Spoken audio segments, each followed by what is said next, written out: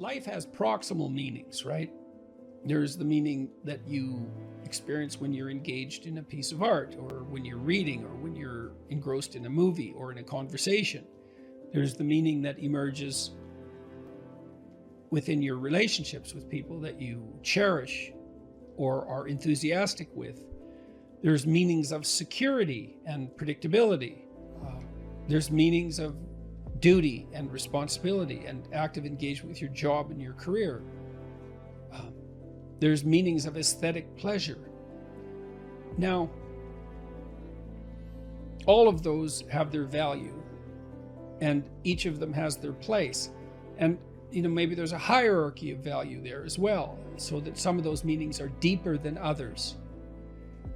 And then you might say, well, what characterized the deepest of all meanings? And it would be something like relationship with the transcendent, and that would establish a relationship between you and what's always been conceptualized as God, which is generally supposed to be something ineffable, right? It's not definable, but you might think about it as the central animating spirit of the age, or the value around which all other values are organized, or the wisdom of the ages, or the creative spirit that possesses you when you're inspired, or what grips you with enthusiasm at a sports event or at a musical event.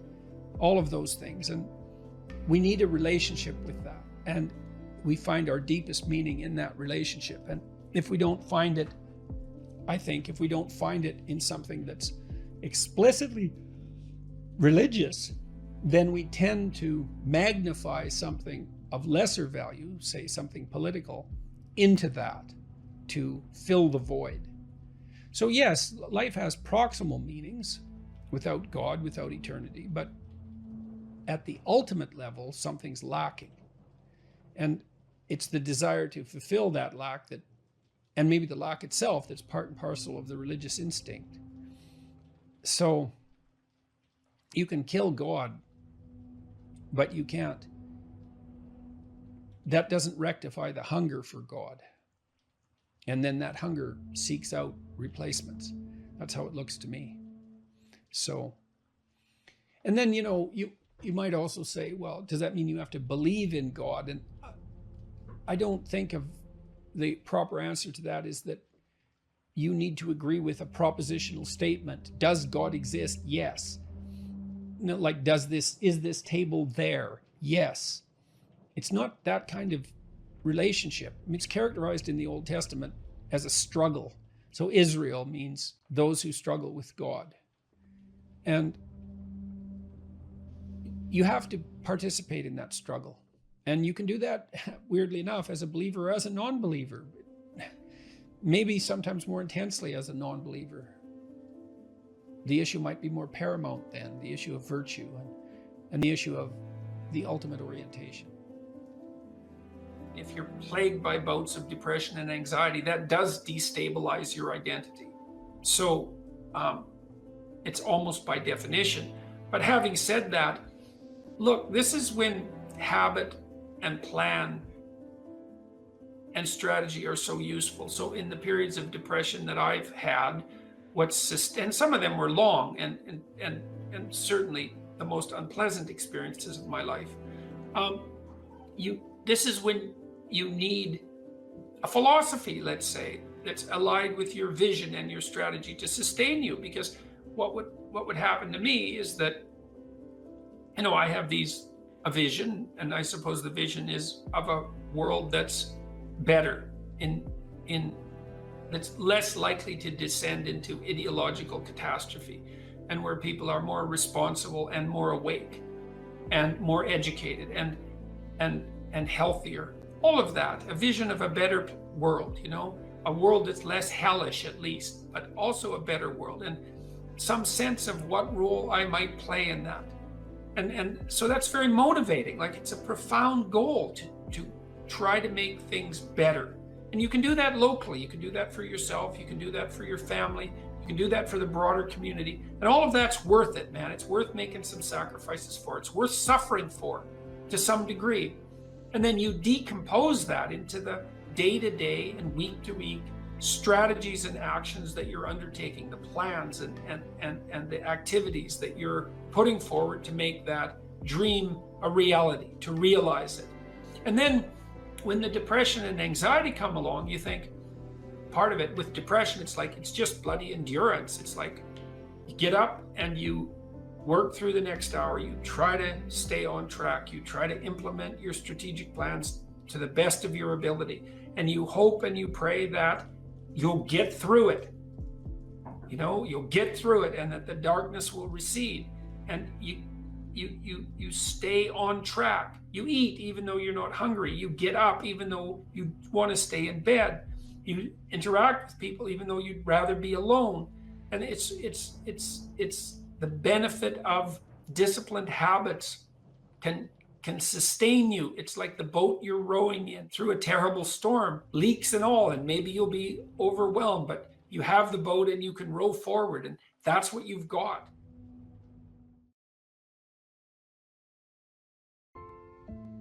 We should make a very clear distinction here that often when people are embittered and resentful and feel like they're victims, it's because really awful things have happened to them. Now, not always, but often. And so then the question is, well, if you're in a situation and something really awful is happened to you or has happened to you, then, well, why shouldn't you feel like a victim? And is there a better alternative? And part of what you were trying to lay out in this part of the book is what those better alternatives are. So part of looking for that hero is to find out from someone else's example. In your case, it was your mother, but these other sources that you described of people who were in a sort of hell in an undeniable sense, but who chose in a very real way to make it as good as it could possibly be given the circumstances. And so they had to turn to sources of power, let's say, and strength and fortitude and resilience that weren't, in some sense, obviously associated with the catastrophe. I mean, in your mother's case, it's a pretty tragic situation. She's a young mother, she has young kids, now she has breast cancer, and she fights a losing battle over a period of 5 years. That's pretty bad. And then you have to ask yourself, given that that's obviously pretty bad, how is it even possible that someone could handle that with not only grace and courage, but the kind of grace and courage that leaves their children with an immovable sense of the ability to prevail in the face of the deepest adversity. I mean, that's really something. You said here, thousands have come before you and they did just fine. So quit your complaining. And it's not because you have nothing to complain about. That's not the case. It's that that's not the right approach. The fact is, and this is such an optimistic fact, as well as a judgment in some sense, the fact is that if someone else can do it, so can you. And that's something, right? If you're reading about the great heroes in history, people who are in these terrible situations, and you see someone rise to the occasion, and then you can say, well, that was a person who did that, and I'm a person, and so maybe I have that capacity too, even though I don't know how to approach it. And then some of the rest of your book, much of the rest of your book, I would say in some sense is a guide to help people figure out how they could approach that. One of the things you point out first is, well, notice who you admire, and then maybe try consciously practicing becoming like that. When you see someone in the depths of genuine suffering, hopefully what you're trying to do is to throw a lifeline, and one possible lifeline is compassion. And that's probably the right lifeline to throw an infant, who's suffering, that sort of overwhelming compassion. But for someone who is an adult or making progress towards being an adult, the lifeline that might be thrown is there's something within you that would let you be more than you are, and much more, and maybe enough more so that you could actually deal with this suffering so it didn't turn into hell and take everything along with it. And there isn't anything more optimistic than that. You say something here, which I think is extremely, I'm going to read something from your book here. It is true that character is to some extent innate. I would say what that does is that it provides each of us with a range of talents and a range of temptations. And so it's something like that. So it's the hand we're dealt, and there's certainly a genetic element to that. Our genetic makeup imbues in us certain proclivities. But it is as true that character is mostly a consequence of choices. Strangely enough, we all make them, and we should make them deliberately, with the knowledge that these choices are part of our responsibility toward a purpose other than our own selfish aims. That responsibility is to your family, friends, community, and country. That's something that conservatives put forward as a pathway to virtue. You know, and what's so interesting about that, as far as I'm concerned, as an antidote to atomistic liberalism, let's say, that hyper-privileges the individual, is that it's definitely been my observation as a clinical psychologist that in the depths of misery, the capability that you have to be of service to other people, your family, your friends, your community, your country, that's actually a saving grace under such circumstances.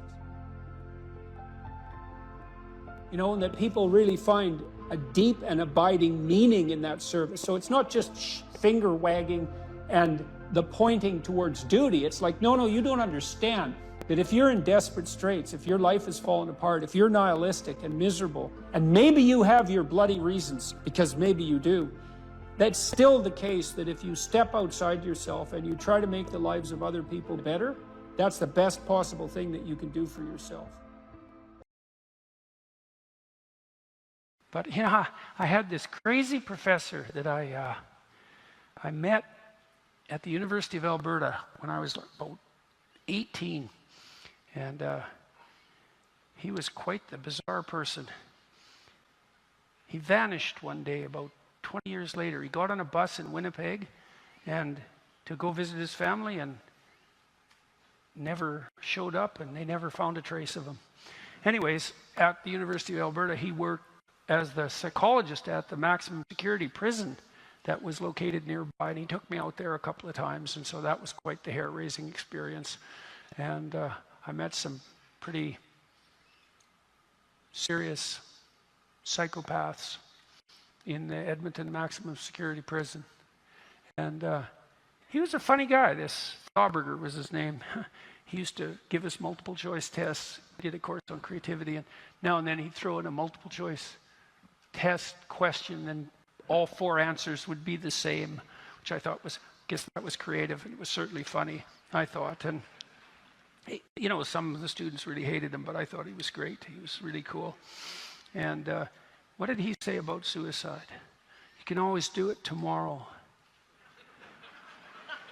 Yeah, well, you know, that's pretty good. It's pretty good. That's a pretty good piece of advice. It's like, you know, you don't get to do it twice if you're successful. So is it not possible just to wait? You know, can you just wait?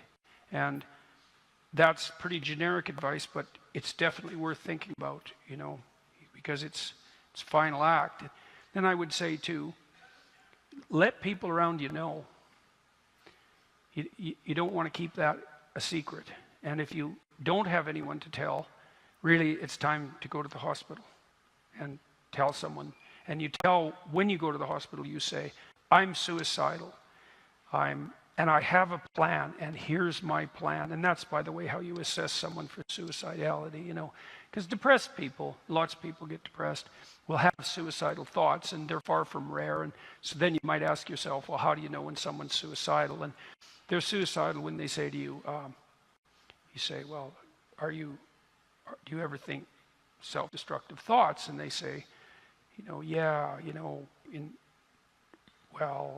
my father's house, there's a basement and there's a pistol down there, and it's in the top right-hand corner of the bureau, and I know the bullets for that gun are in the bottom left-hand drawer, and you know, I've taken that gun out of that drawer and I've toyed with it, and I thought, you know, my parents are leaving next week for a weekend, and they won't be back, and I could go into the bathroom and put the barrel in my mouth and end it. It's like, that's a suicidal person.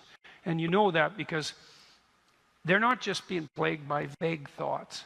They have a fully detailed, implementable vision of their death. And that's not good. And so if there's anybody in the audience who has that sort of fully fleshed out fantasy, I would say, tell someone, you know, or more than one person. Tell the closest person you have to someone who cares, you know, and if you don't have anybody to tell, then go to the hospital and tell them, because the probability is pretty high if you're suicidal that there's actually something wrong with you, that you're ill in some manner, you know, and maybe you're depressed, but there's a lot of reasons to be depressed. Sometimes you might be depressed because you just have a terrible life, and that's very complicated. But sometimes you're depressed because you have an immunological condition, or an inflammatory condition, or, you know, you're ill in some way that hasn't been diagnosed, or you have seasonal affective disorder and your circadian rhythms are off. Like, there's a lot of reasons that you can get desperate enough to be suicidally depressed, and there's always the possibility that that can be fixed. And so, and it's tricky, because when you're depressed, you definitely think that the future is dismal, and, you know, the past is dismal and the present is unbearable and the future is definitely worse, and it's all your fault besides. And that's basically the depressive cloud. It affects everything. It's very low level, profound, deep brain and psychic state.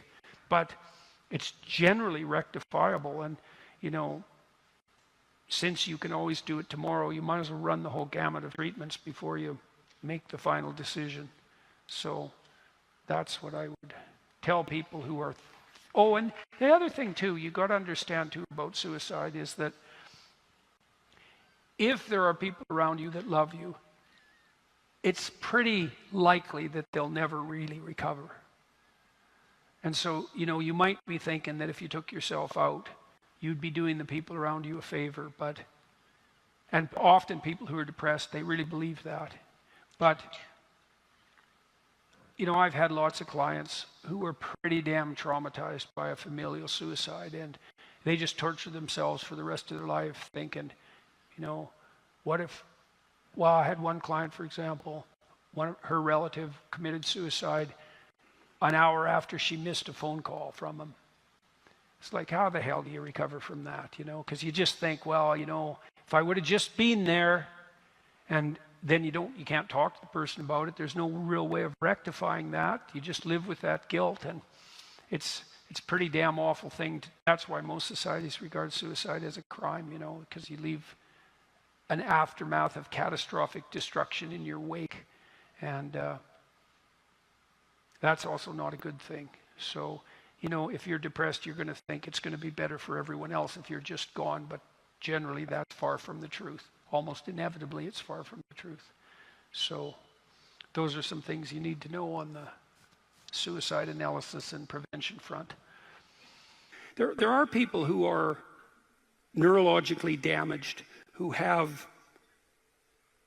physiological reasons for difficulty in maintaining optimized attentional focus. You see that in people, for example, who have fetal alcohol syndrome. Most of the time, as far as I'm concerned, it's a rubbish diagnosis. Panksepp, the same neuroscientist that I talked to you about, who investigated play behavior in rats, also noted, this is quite fun, that if you deprive juvenile male rats of the opportunity to play boisterously, they become hyperactive. And also, if you deprive them of the opportunity to play optimally, their prefrontal cortices do not mature well. And the prefrontal cortex matures late, and it constitutes, in some sense, the pinnacle of neurological development, and it needs to develop in the course of intense play.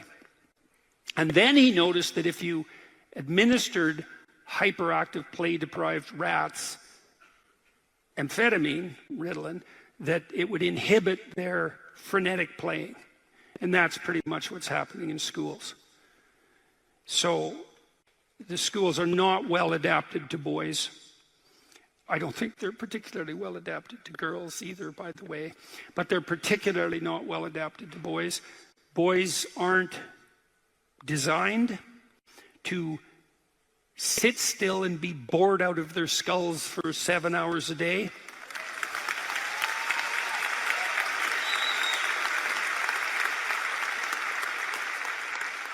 And there are boys with with particular temperaments who are even less inclined to be able to do that.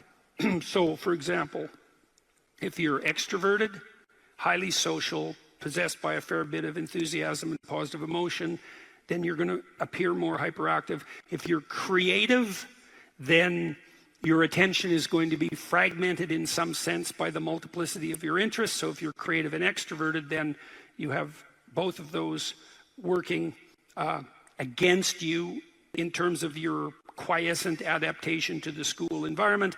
If you're disagreeable, which is also more likely if you're male, then you're quite likely to push back against what you see as stupid, arbitrary rules.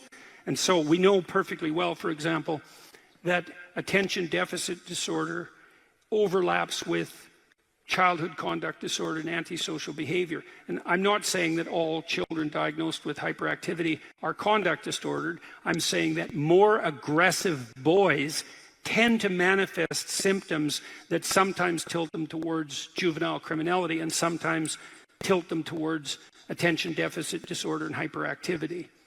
But it's partly their somewhat rebellious temperament.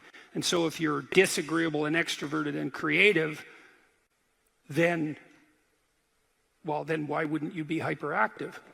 When amphetamines were first used to treat hyperactivity, the hypothesis was the following. Kids who are hyperactive or attention deficit disordered are of a different neurological type. Now, as I said, in rare circumstances, that's true. But absent evidence for neurological dysfunction, I would hesitate to make that presumption. The run-of-the-mill hyperactive boy, if you put him on amphetamines, Ritalin, his attentional focus improves. Now, the original hypothesis was that's because these abnormally neurologically structured hyperactive boys have a paradoxical reaction to amphetamine administration. It calms them down, whereas with normal people, they become more stimulated, okay? There's a word for that theory, and the word is wrong. Okay, so more intelligent and differentiated analysis has indicated that if you give any child amphetamines, the grip of what they're attending to is stronger.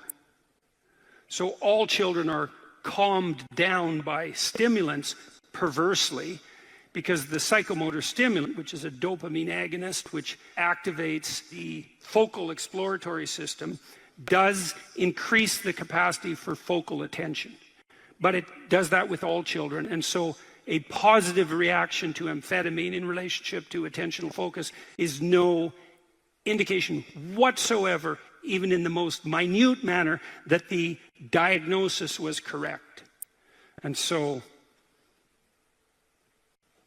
I don't buy it, except in these rare cases, is that we use amphetamines to conveniently modify the behavior of bored boys because we're too stupid to construct our education systems in a manner that doesn't drive them mad.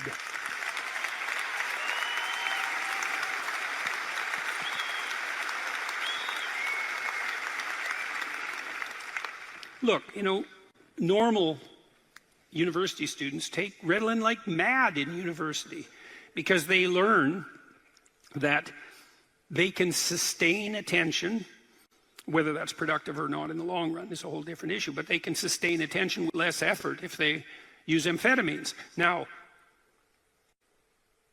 that's a degenerating game, fundamentally, like most drug use. And I suppose if it's very carefully regulated and the doses are low, then the negative consequences are less dramatic. But I think the whole thing's just, it's a psychosocial fraud. It's a, what do they call that? When a system produces there's a name for a disease that's created by doctors. I can't remember it. What's the word? Iatrogenic? Yeah, that's right. Yeah. Hyperactivity is an iatrogenic disease created by schools. Yeah, that's the case. So boys should play more, way more than they do, way more. They should play to the point of exhaustion in some sense every day. Really, really. They'll quit when they've had enough.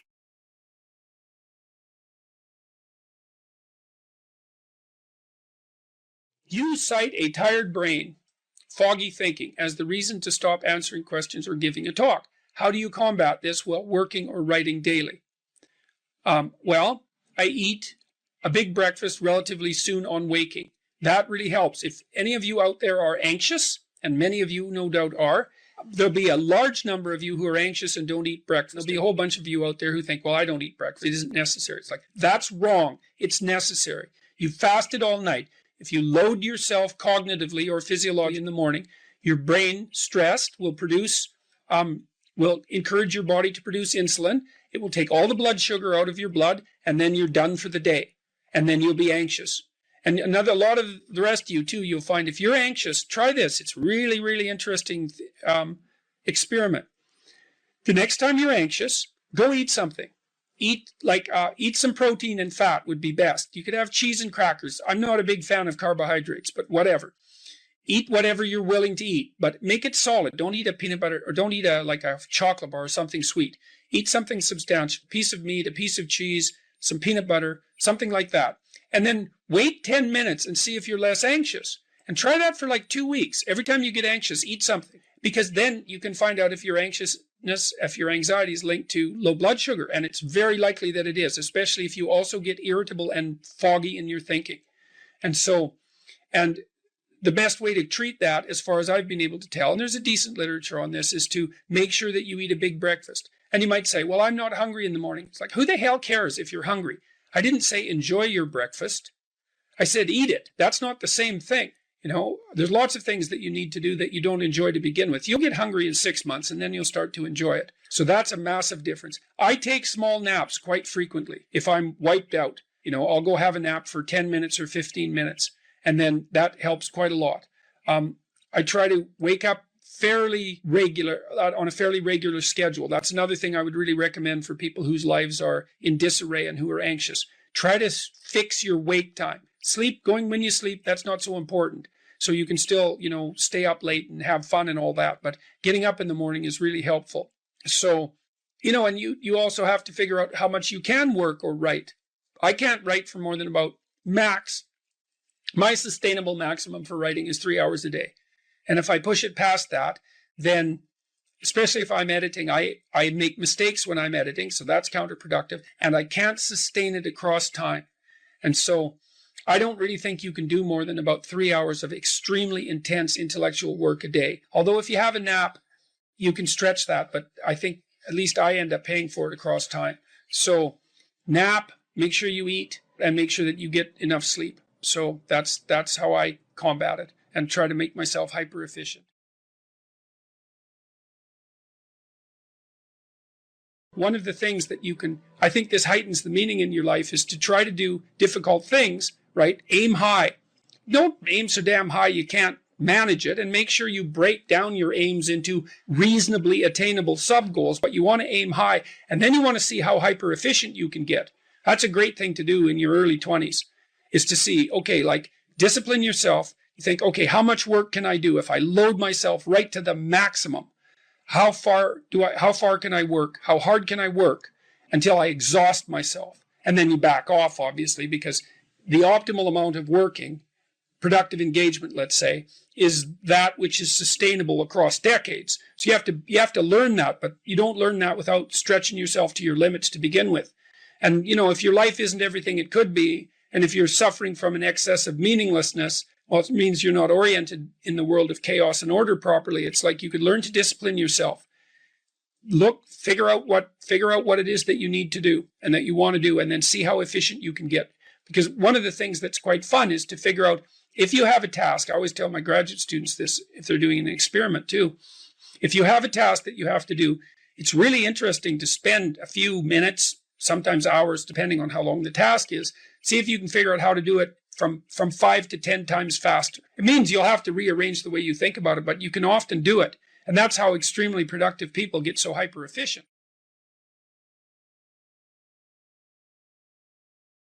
How about this gentleman second from? Yes. John's got the mic there. Thank you. I don't want to look behind me how many people are here because I'll get a bit nervous to ask this question. Also, this may not apply to many, so I expect your answer might be a bit short. I'm a vet and currently serving police officer in WA, and I've got PTSD, and I'm at the Marion Centre, which is a mental place, and they let me out today. Oh, yeah? Legally. I just wanted to ask you, how do I move from day-to-day hedonism and ideations and risk the hope and cautious optimism of a long-term life with the conditions I currently have, or for anybody who might be having complex PTSD and living day-to-day? Well, I mentioned this program that I have online, this self-authoring program. One thing you might try doing it. So so it's got 3 parts. The first part is a guided autobiography. And what it asks you to do is break your life down into 7 epochs and 7 stages. Sometimes people do that by relationship or by year or by occupation, however you choose. And then to detail out the most significant emotional events of your life, especially those that still hold some emotional valence. And that would help, because what happens with PTSD in some sense is that the narrative through which you see the world fractures. And because it fractures, your perceptions and your consequent emotional responses become chaotic. And that chaos produces a stress response, a chronic stress response. And so what you need to do to recover from PTSD is to knit the story back together. And I had a client who had PTSD, very seriously affected. She was only 17, and she was so fractured that she was diagnosed with severe schizophrenia. And when I first saw her, she could barely talk, and she could barely focus her eyes, and she would move her hands up and down, and I could, like she was grasping for something. And I asked her why, and she said that she could see lines in front of her and that she was trying to interact with them. I mean, when your perceptions are fractured, you're in pretty rough shape. And it turned out that she had been terribly bullied by a boy whose amorous advances she had rejected, and he set out to make her life hell and certainly succeeded. And I had her walk through this past authoring program in the course of therapy. And she could hardly write to begin with.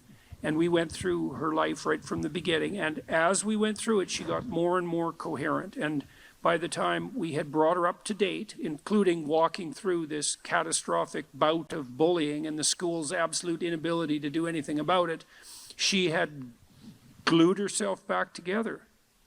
So the other thing I would carefully recommend, especially if what traumatized you happened more than 18 months ago, is that you spend some time either writing about it, or another thing to try is just before you go to sleep, bring the memory to mind, and not enough to push you farther than you want to go, but as vividly as you can, and then let it go. Like, don't push yourself harder than you can. You'll see, you want to initiate a process of active engagement with the dragon that burned you, fundamentally. The psychophysiological pattern of active engagement is the opposite to the psychophysiological pattern of involuntary stress. And so if you can practice embodying that voluntary confrontation, then that stance can come to dominate. And that's the stance you want to dominate, because that moves you forward voluntarily into the world. And so, and that, in all probability, that will work. So I had this is a friend of mine. he had PTSD, and he had been brutalized in a Canadian residential school when he was a kid, and it was bloody rough, like Auschwitz level rough. It was really bad. You can't listen to his story without it like breaking down, you know, it's bad. And he told me that he hadn't looked in a mirror for 40 years. He was unable to face himself, eh? And he also told me that when he dreamed, he was still 8 years old in his dreams, same age he was when the cataclysm occurred. And that he had started to become aware that he was stuck in his dream. He's kind of a visionary guy. He's an artist, this guy. And so I suggested that he spend a little bit of time in front of the mirror each night before he went to bed, just taking a glance at himself. Because he had not looked at himself for so long, he didn't even know how old he was. So what happened in his dreams, this was so cool, he started to age in his dreams. So instead of being stuck at 8, then he was 10, and then he was 12, and eventually, he did this for a number of months, eventually he got as old in his dreams as he was in real life. And what that meant, like imagine your dream image is it's the representation of yourself in imagination. And if it's stuck 50 years in the past, then your self-concept is in some sense hasn't been updated for that period of time. Just that process of voluntary engagement, which was him being willing to look at himself in the mirror, despite his shame, his deep shame at what had happened to him, that was enough to pull him back together. So that should work. That should work, you know. The other thing with PTSD, it's also very useful to develop something approximating a sophisticated philosophy of good and evil, because people generally have PTSD because they've been struck by something malevolent. And so it's not just tragedy, there's malevolence in it. Reading, there's a couple of books I'd recommend. One is called Ordinary Men. It's about a police battalion in Germany who was trained to do heinous things in World War II. It's a great book, Ordinary Men. It's a great book. And another one I would recommend is called The Rape of Nanking. And these are rough books, man. The woman who wrote The Rape of Nanking, she committed suicide. It's a rough book. But the utility of the books is that they universalize malevolence. So almost everybody who's traumatized has been either touched by their own malevolence or by witnessing it or being subject to it at the hands of someone else. And one of the consequences of that is that if you don't have an advanced philosophy of good and evil, you have no place to put the contact with malevolence. Part of the utility of the doctrine of original sin was the universalization of malevolence. So, you know, you might say, and it's true, that there's a little bit of Hitler in all of us, and there's a little more than a little bit, you can be sure of that. And that's a pretty cataclysmic realization. And you might say, well, how can you bear that self-understanding or the revelation of that kind of malevolence in the world? And the answer is, in part, by understanding it as part of the eternal conditions of existence. You know, the idea that the state, the sovereign of the state has an evil uncle, that's an idea as old as time. So for the Egyptians, that was Set. And the sun sets, by the way, because the spirit of Set is what devours the sun at night. And Set is the root word for Satan. And so even the ancient Egyptians knew that malevolence that it was worthwhile contemplating the existence of malevolence as an independent spirit. And that allows you to take responsibility in some sense for the existence of malevolence in your own life, but it also universalizes it so that it's not exactly about you, right?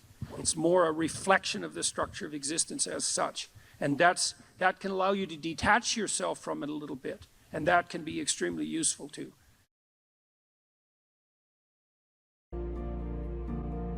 Stop doing the things that you know are wrong that you could stop doing. Right? So it's a fairly limited attempt. First of all, we're not going to say that you know what the good is or what the truth is in any ultimate sense. But we will presume that there are things that you're doing that for one reason or another you know are not in your best interests. There's something about them that you just know you should stop. They're kind of self-evident to you. Other things you're going to be doubtful about. You're not going to know which way is up and which way is down. But there are things that you're doing that you know you shouldn't do.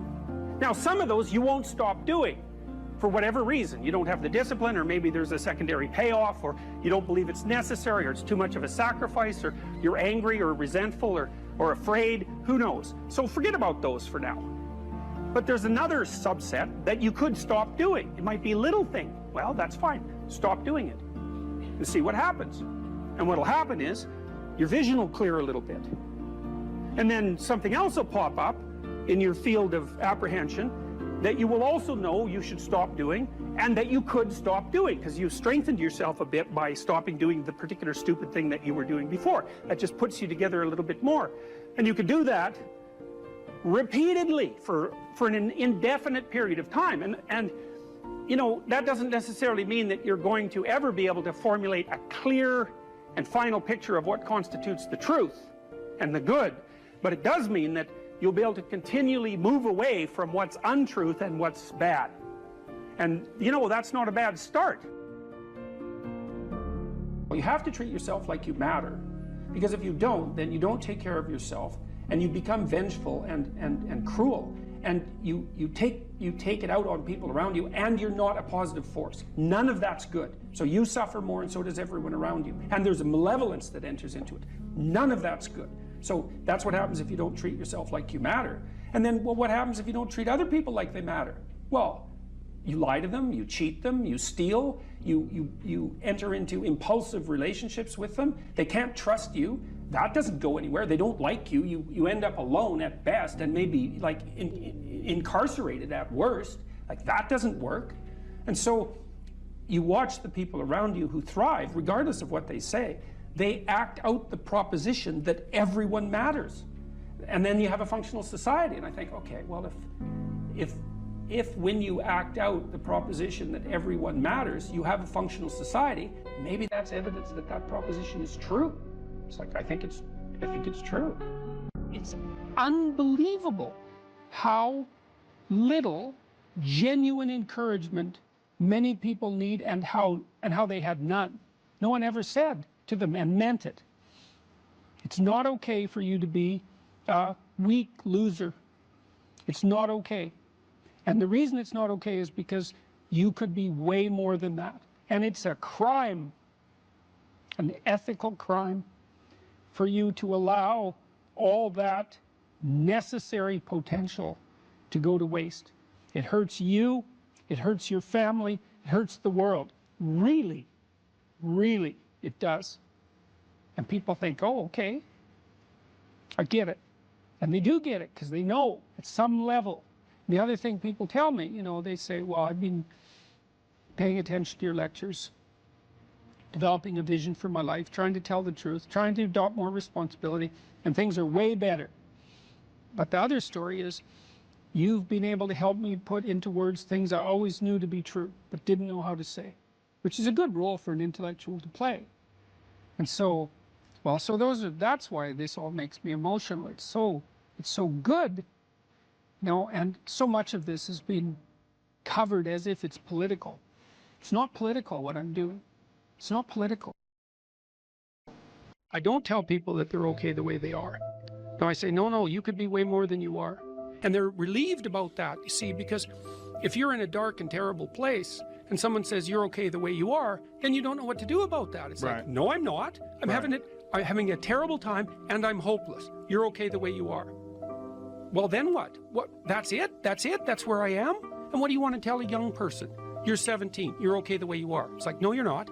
You got 60 years to be better, and you could be way better. You could be incomparably better across multiple dimensions. And in pursuing that better, that's where you'll find the meaning in your life. And that will give you the antidote to the suffering. People have asked me in my book why I wrote it as an antidote to chaos, you know, because, well, there isn't anything technically wrong with chaos. Chaos is a place of great potential. Well, the question is, what's the proper balance between chaos and order? Chaos, potential, and order. Well, the answer is, look, when you're a kid, you're all potential. It's chaotic potential. It can manifest itself in any number of ways. And maybe you don't want to give that up. So you're like Peter Pan. You want to be a kid forever because you don't want to give up the potential. And you look out in the world and all you see are Captain Hooks, you know, who've lost a hand, who are chased by death, because that's the clock in the crocodile. It's already got a taste of him. He's terrified by death and he's a tyrant. Well, I don't want to grow up to be that, so I won't be disciplined at all. Well, that's no good, because the way the potential transforms itself into actuality is through discipline. And so then you, as you said, this is the trick though. You have to pick a path of discipline. What path of discipline you have to pick is a different issue. So there could be a rule. The rule might not be follow this rule. The rule might be you have to follow some rules. So it's a meta rule. And the meta rule is you have to discipline yourself. And the issue is, well, how? That's not really the relevant question. You can pick a disciplinary path. That's why I often tell my clients, especially young people, they say, well, I don't know what to do. It's like, that's okay. Nobody does. Go do something. Do the best thing that you can think of. Put the best plan you have into practice. It's not going to be perfect, and it will change along the way. But it will change partly because you become disciplined pursuing the path. And as you become disciplined, you become wiser. And as you become wiser, you become able to formulate better and better plans. So you can start vaguely and confused and develop a plan that's not so great, and you start to implement it. And then you accrue incremental wisdom as you implement your flawed plan. And that enables you to fix the plan. And so that's part of that process of incremental self-improvement as well. You don't want someone else's fate. Man, your fate's enough. And your adventure's enough. It's plenty. It's more than you can ever fully realize. And so that's also part of the reason that we all believe that the individual has some intrinsic dignity. It's don't be so sure that your position and your room is so damn trivial. It might be your attitude towards it that's trivial. And if you're in dire straits and dire circumstances, just look at how much opportunity you have to make things better. Compare yourself to who you were yesterday and not to who someone else is today. The same basic idea, right, is that you have to get your markers for success right, because otherwise you can end up in the situation you described, which is that, like, there's always people out there who are doing far better than you on pretty much anything you want to imagine. And if all you're doing is seeing yourself in their reflected light, let's say, then it's going to be pretty damn dismal. But it's not a good comparison, because you shouldn't just compare. Well, first of all, there's danger in just comparing yourself to others, period, because they're not you, and God only knows what struggles they had to undertake to get to where they were, or what burdens they're currently carrying that you're not aware of. You just don't know any of that. But you can certainly contrast yourself with yourself, and that's a lot better. It is the only way. Well, it's also the only way of really measuring anything approximating proper improvement. You can actually tell when you're a little better than you were yesterday. Right. So, and you can actually do that. That's another thing that's so interesting about it, is that you can actually make yourself a little better in some way, pretty much. Well, I don't know if it's at every moment, but you can certainly do it every day. It's funny. I mean, you know, obviously, if you have a problem and you think about it, you can think up a solution. And it's not obvious how you do that. You know, I mean, it's not like you know how you're manipulating your neurons or something. Mm-hmm. It happens of its own accord in some sense, like you can participate in it, I guess, and you can interfere with it, and it seems to take a certain amount of willpower, but it still all happens mysteriously behind the scenes.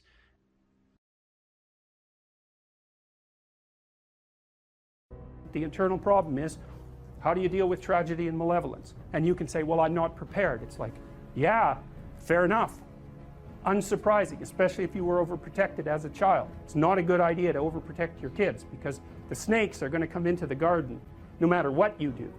And so then you, instead of trying to keep the damn snakes away, what you do is you arm your child with something that can help them chop them into pieces and make the world out of them. So that the trick for human thriving in the face of suffering and malevolence is strength, not protection. It's a completely different idea. We also know this clinically. We know, for example, that if you treat people with exposure therapy for agoraphobia, which is, roughly speaking, the fear of chaos, I would say, the fear of everything, you don't make them less afraid. You make them braver. It's not the same thing. Because with an agoraphobic, see, what happens to them is the fall. They never conceptualize death and suffering. They're naive, right? It never enters the theater of their imagination, and it's because they're protected from it. But then something happens. This often happens to women in their 40s, because they're the people most likely to develop agoraphobia.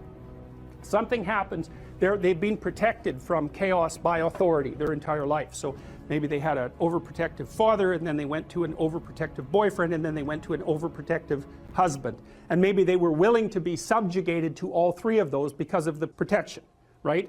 So that's the bargain. They stay weak and dependent, and maybe they have to because that's the only way they can appeal to the person who's hyperprotective. But the price they pay for that is that they're not sufficiently competent. And then something happens in their life, often in their 40s, they develop heart palpitations, maybe as a consequence of menopause. Their heart starts to beat erratically, and they think, oh no, death. It's like, well, who are you going to talk to about that? Right? There's no protection from authority for that. Or maybe their friend gets divorced, or maybe their sister dies, or something like that. It brings up the specter of mortality, and maybe the specter of malevolence and mortality, and it brings it up in a way that authority, recourse to authority, cannot solve. And so then they have panic attacks. What happens? They go out, they get afraid, they feel their heart beating, then they get afraid of their heart beating because they think, oh no, I'm going to die, and they think, oh no, I'm going to die, and I'm going to make a fool of myself while I'm doing it and attract a lot of attention. So the two big fears come up: mortality and social judgment. And then they have a panic attack. It's like fight or flight's gone out of control. Very, very unpleasant. Then they start to avoid the places they've had a panic attack. Then they end up not being able to go anywhere. So then Tiamat has come back, right? A huge monster, a little victim. And so what do you do with them? Well, there's no saying, no, there's no Tiamat. That's done, right? Their naivety is over. They've had a direct contact with the threat of mortality and social judgment. They've met the terrible mother, and they've met the terrible father. And there's no going back. There's no saying, oh, the world is safe. It's not safe. Not at all. It's not safe. The fact that you think it's safe means that you were living in an unconscious bubble that was sort of provided to you by your culture. It's a gift. And now that's been shattered. And so now what do you do? Well, the answer is you retreat until you're in your house and there's nowhere you can go. You're the ultimate frozen rabbit, right? And your life is hell because you can't function. The alternative is, let's take apart the things you're afraid of. Let's expose you to them, carefully and programmatically. And then you'll learn that you're actually tougher than you think. You never knew that. And maybe you didn't want to take on the responsibility because, people play a role in their own demise, so to speak. When you had opportunity to go out and explore or withdraw because you were afraid, you chose to withdraw because you were afraid. So it's not only that you were overprotected often, it's that you were willing to take advantage of the fact that you were overprotected and run back there whenever you had the opportunity. So maybe you're a kid in the playground, right, and you're having some trouble with other kids, and in the back of your mind, I should deal with this myself, but you go and tell your mom and get her to intervene. And you know that that's not right. You know that you're breaking the social contract, but it's easier, and so that's what you do. You run off to an authority figure and hide behind the Great Father, roughly speaking. Well, the problem with that is you don't learn how to do it yourself. So then you have to relearn it painfully when you're 40. So then you take people out. You say, well, what are you afraid of? Rank it from 1 to 10. So 10 is, make a list of 10 things you're afraid of. The thing you're least afraid of we'll call number 10. So we'll start with that. Okay, well, I'm afraid of elevators. Okay, well, let's look at a picture of an elevator.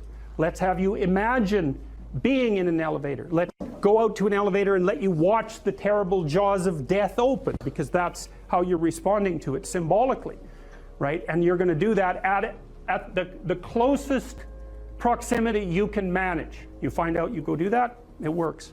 You're nervous as hell, especially from an anticipatory perspective. Shaking. You go out, you stop, you watch it happen, and you actually calm down. You do that 10 times and it no longer bothers you. Well, what you've learned that you didn't die, but more importantly than that, you've learned that you could withstand the threat of death. That's what you've learned. And then you move a little closer, and then you move a little closer, and then you move a little closer, and finally you're back in what's no longer the elevator from a symbolic perspective. It's a tomb, right? It's a place of enclosure and isolation. And you learn, turns out I can withstand that. And then you're much more together, much more confident. And that's often one of the things that often happens in situations like that. I've seen this multiple times, is that if you run someone through an exposure training process like that and toughen them up, they'll often start standing up to people around them in a way they never did before, because they wouldn't stand up for themselves before because they weren't willing to undermine the protection. See, if you're protecting me, I can't bother you because I can't afford to forsake your protection. So if I'm going to play that game, I'm going to hide behind you, then I can't challenge you. So that's no good, because that's sometimes why people, you see this with guys very frequently, they're still deathly afraid of their father's judgment when they're in their 30s or 40s. It's like, well, why? No, because they still want to believe that there's someone out there that knows. And so they're willing to accept the subjugation because it doesn't force them to challenge the idea that there's someone out there that knows. Because that's the advantage of having your father as a judge, right? Because he knows. Well, what if he doesn't? What if no one knows any better than you? Well, that's a rough thing. You don't, until you realize that, you're not an adult, right? That's really technically the point of realization of adulthood, is that no one actually knows what you should do more than you do. I mean, it's a horrible realization, because what the hell do you know? It's a terrible realization, and people will often pick slavery, permanent slavery, to the spirit of the Great Father, let's say, over that realization, and it's completely understandable. But the problem with it is that there's more to you than you think, and so if you continue to hide behind that figure, then you never have a chance to understand that there's more to you than you think, far more to you than you think. Maybe there's enough to you so that you can actually withstand the threat of mortality without collapsing. Maybe even withstand the threat of malevolence without collapsing. Who knows? It's certainly possible. And it's not an abstract question. It's exactly the sort of question that you address in the psychotherapeutic process. It's always the question that you address. And the answer is often in the affirmative, because people can get unbelievably tough. And you know that because people work in emergency wards in hospitals, right? Or they work in palliative care wards, or they work as mortuary assistants. I mean, these people have bloody rough jobs, you know, or they're on the front line of police investigation into, you know, heinous child abuse crimes, and so they're confronting malevolence on a regular basis. And, you know, those are very stressful jobs, but people do them. And some people do them without even being damaged by them, although that's a harder thing, because you can see horrible things, you know, things you'll never forget. I don't know what the hell you should do with your life. I can help you figure it out, maybe. We can talk about it, but you are the person who has to decide if the things that you're aiming for, you know, get you out of bed in the morning. And then you got to specify the transformation processes and start practicing them. And you have to understand that you're going to be bad at it, but it doesn't matter, because bad's fine. Persistent is what you need to be. If you persist, with tiny improvements, if you persist, you win. It's direction that produces primary positive emotion. And so if you need positive emotion to move through life, which you do, because you can't even move without positive emotion, and also positive emotion is a good bulwark against terror and pain. If you need those things, then you need direction, you need a goal, you need a value structure. You let all that nonsense burn away. And you might say, well, I don't know what I should leave behind. And the answer to that is, that's a lie. All you have to do is ask yourself. You'll come up with a list instantly of 100 stupid things that you're doing that you know you could stop doing. Take on the consequences of error and learn from it, and then you win constantly, because even if something goes sideways, you think there's something to be derived from this. When you're in the world and something objects to you, something that matters objects to you, then in the entire unrealized world is in that thing that objects. It's all tangled up inside it. That's why it's the great dragon of chaos. It's everything that's outside of your conceptual structure. And what is that? It's everything that lurks outside of your walled city. And it's manifested itself like the snake in the garden. And the easiest thing to do is say, I'm not having anything to do with that. But the problem with that is, well, you get your C- and you don't do anything about it. Maybe you're a little bitter and more resentful, and your study habits get a little worse. So the next time you get like a D+. And then you collect a bunch of Fs, and then you stop going to school, and then you stop showering, right? Then you end up jumping off the bridge. And so that's how the dragon eats you when you don't pay attention to it. And so it's no bloody wonder that people avoid, you know. It's really no wonder that they avoid, because error messages contain within them the implicit world. Now, the upside of that is, Well, they contain within them the implicit world. And the world isn't all negative. And so maybe you get your C minus, and that's actually the best gift you ever got, because somebody finally took you and went, whack, you know, clue in. And so you take that apart and you think, oh, I don't know how to write. I don't know how to think. I've never read anything in my life. My study habits are abysmal, you know, like maybe I'm working at 2% efficiency, which it's like that's so, to find that out is so optimistic. I mean, if you're barely hanging in there, but you're only working at 2%, you might imagine what you could have as a life if you're working at like 50%. So the C minus can be the best gift you ever had, and that's the gold that the dragon hoards. Right? That's exactly what that means. That doesn't prove that you're stupid. And now it implies that you might be stupid, but it doesn't, right, really, it does, and that's why you don't want to look at it. Maybe it implies that you're lazy, or implies that you're ignorant, or like it implies all sorts of terrible, but you don't want to leap to that, and that's sort of the proclamation of innocence before guilt. You are the thing that is, and you're the thing that becomes, and you should put the thing that becomes at a higher place than the thing that is. That means you also have to allow yourself to shake off those things about you that you might be pathologically attached to, habits and people for that matter, ways of thinking, all of those things. You have to allow yourself to shake those off, and that's more like a burning. That's why the phoenix is the symbol that it is, right? It's old and it deteriorates, it bursts into flame, and then it's reborn. It's like, well, do you want to be reborn? It's like, well, that's not the question. The question is, do you want to burst into flame? And the answer to that generally is no, but that's the wrong answer. The right answer is you let all that nonsense burn away. And so then you look at the micro routines. It's okay, well, I got a C minus in this course. Maybe I should study for that course 15 minutes more a day for the next 3 months. And then you ask yourself, do you think you could do that? No, I'm too useless. Okay, how about 15 minutes every second day? You think you could do that? You put it in your schedule, like 15 minutes every second day in the morning. And that's, well, you think, well, what's wrong with me? Well, I'm not very good at managing my study schedule. That's not quite down here at the behavioral level, but it's pretty close, because what you can take an action. You can open up your schedule and you can say, well, I'll mark 15 minutes aside. Then you can practice doing that. It's pretty low level in the hierarchy. It means, well, you're still not a horrible person. You just got to polish up your work ethic. It's like, shut the hell up most of the time. But now and then you don't shut up because it's time to say something. You don't want to make unnecessary enemies, though. Well, you don't want to take yourself apart any more than is absolutely necessary. Develop some of the micro routines on the other side of the personality distribution. So if you're disagreeable as hell, maybe you could start learning how to do nice things for people. And that actually works, by the way. So if you take disagreeable people who are depressed and you get them doing nice things for other people, their depression tends to lift. But then by the same token, if you're agreeable, then you should practice doing some things for yourself and being more tough-minded in your negotiation. You know, you're extroverted. It's like, okay, man, learn to spend some time with yourself, right? You're low in openness. Well, try reading a book that's outside of your sphere of interest now and then. If you're conscientious, well, you should probably learn how to relax occasionally, and so forth. So you can, I think partly what you're doing as you're developing your personality is not moving the mean much, the average, where you're located, but you're extending the standard deviation so that you're a bigger bag of tricks than you were before.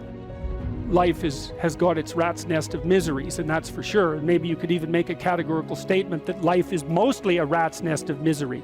And you can make a pretty powerful argument for that.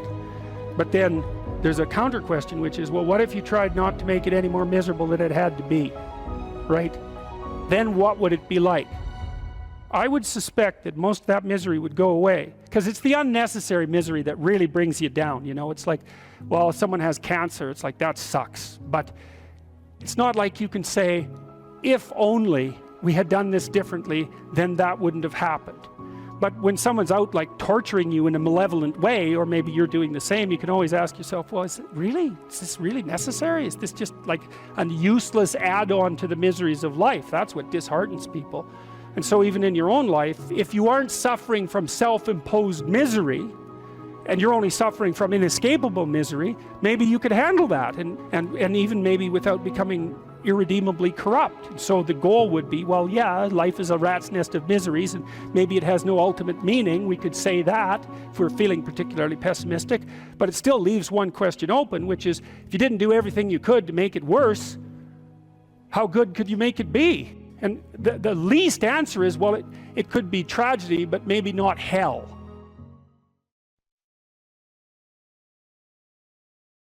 So vision. Well, how do you develop a vision? Well, you might want to think about how would you like your life to be? So we could make this practical. We say, this is how you bring heaven down to earth. That's to make the abstract practical. And that's always very useful. That's the differentiation of Jacob's ladder, by the way. That's the axis mundi, the central point of the world. It's like, well, what do you want? Well, you could ask yourself that. If you could have what you wanted, what would that be? So we could throw out some possibilities. People trust you. People respect you. And you deserve the trust and the respect. It's not false. People can rely on you. You're good for yourself and you're good for other people. There's productive, generous peace reigns around you. And you can do that in a playful manner. Now, that's not so bad. You could have that, let's say. And if you can think of something better, well, pursue that. But that's a good start. So that's very abstract. And so now you have to think, well, how might you conduct yourself in order for that to occur? Now, one way of approaching that is to differentiate it. You might say, well, what's the purpose of my life? It's a pretty abstract question. You're going to get a pretty general answer. Now, I could say, well, it's to be willing to adopt this spirit of challenge in relationship to life's vicissitudes. But it's still pretty abstract. So, well, yeah, but how do I go about doing that? Well, you have to differentiate it. That's the bringing of the divine message down into the realm of practical applicability. How do you make that principle real in your own life? Well, here's one way of doing it. Where do people find the significance in their life? So you could envision participating in this process. Well, what do people generally need and want? Well, here we can make a list. So this is, imagine we're taking that general principle. That's the golden cap of the pyramid. That's even the eye above the pyramid. That's another way of thinking about it. It's this superordinate principle, uniting monotheistic principle in some real sense. Now we have to differentiate it. Well, most people would like an intimate relationship. Okay, and so what does that mean? Well, intimate means physically intimate, but it likely means emotionally intimate, and it probably means iterating across some reasonable period of time, unless you just want everyone around from whom you're deriving physical gratification to be the whim of the moment, in which case you're basically a psychopath, and I wouldn't recommend that as a pathway forward. You're a narcissistic psychopath, and you might think, well, I get what I want. It's like, well, no, you won't, because your life will degenerate. So that's a bad theory. So you want an intimate relationship, and then you're going to have to treat that other person, well, how? Well, you can win an argument with your wife today, but then tomorrow, there she is in all her defeated glory. And so I don't know what the victory is going to win you. Maybe you want to negotiate towards something like productive and generous peace with her instead. And that's all part of this intimate relationship. And then it becomes truly intimate. And then it's stable across time. And that might be desirable. Then you have a platform, let's say, that will help you stabilize your entire life, because part of the reason you're going to do things is because you want to be of service to at least one other person, and vice versa.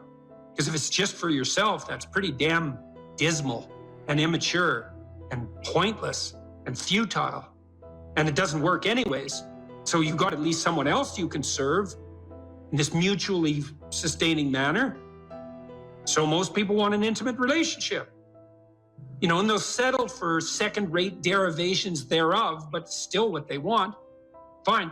Probably want something approximating a family, and even if you're not going to have kids, and I think that's a very bad idea, by the way, not to have kids. Well, you have your parents and your siblings, and if you don't have them, you have your extended family. You might want to stabilize and fortify your relationships with them, because why not? No, why not make peace with your father and your mother and your siblings if you can, and then you get to practice making peace, and then you have a family. That seems okay. And then you probably want some friends. So you could have a vision for your friendships. And what sort of people do you want around you? Well, I can tell you at a minimum, you want people you can tell bad news to, who are on your side during the times of bad news, who don't engage in competitive martyrdom with you. And you want people you can tell good news to, because they'll celebrate what you have to celebrate. And then you can do that mutually. And you want people to exchange your thoughts with. And you want people to play with. And you probably want that to iterate across time, because then you get to know each other and you can foster each other's development in a more profound manner then. And so you're going to be pretty miserable and not very sane without friends. So probably some friends aren't a bad idea. How about a job or a career? Well, why?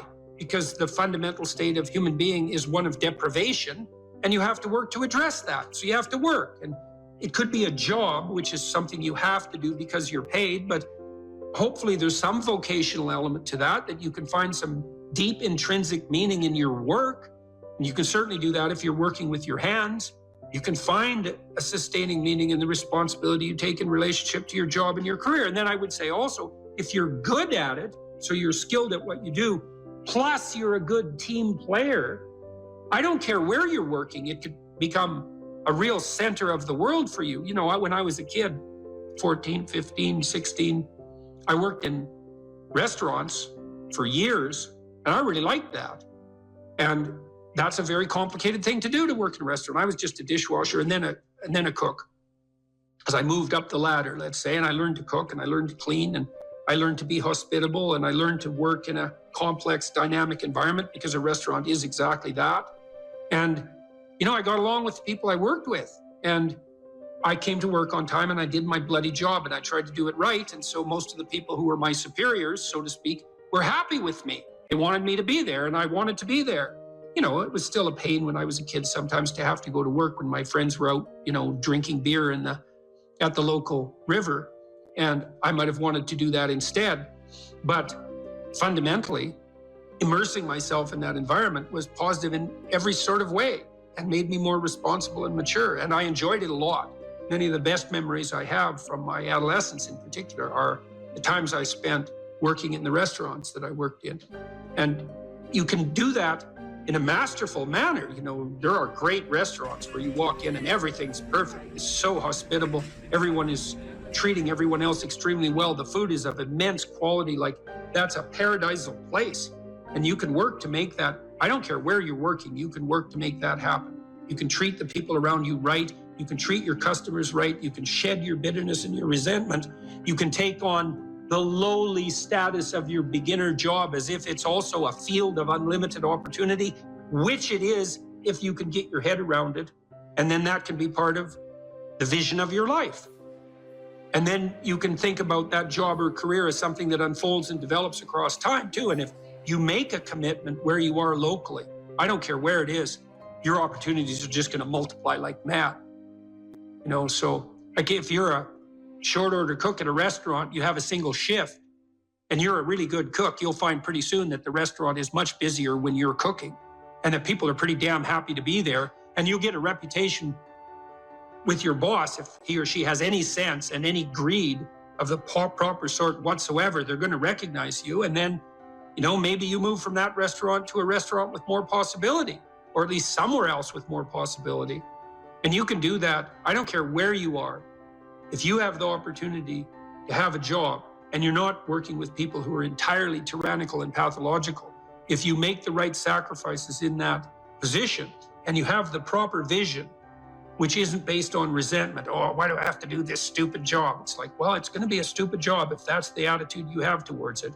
Instead, if you try to foster all the interpersonal relationships you have in that environment, you'll find that there's an infinite amount of possibility right there in front of you, like there always is. And so, what else? Well, how about some education? You know, you're probably not as informed as you might be, and probably something interests you. It's like, well, why don't you delve into that a bit more and make something more of yourself? Educate yourself to the limits of your intelligence and make a plan for that.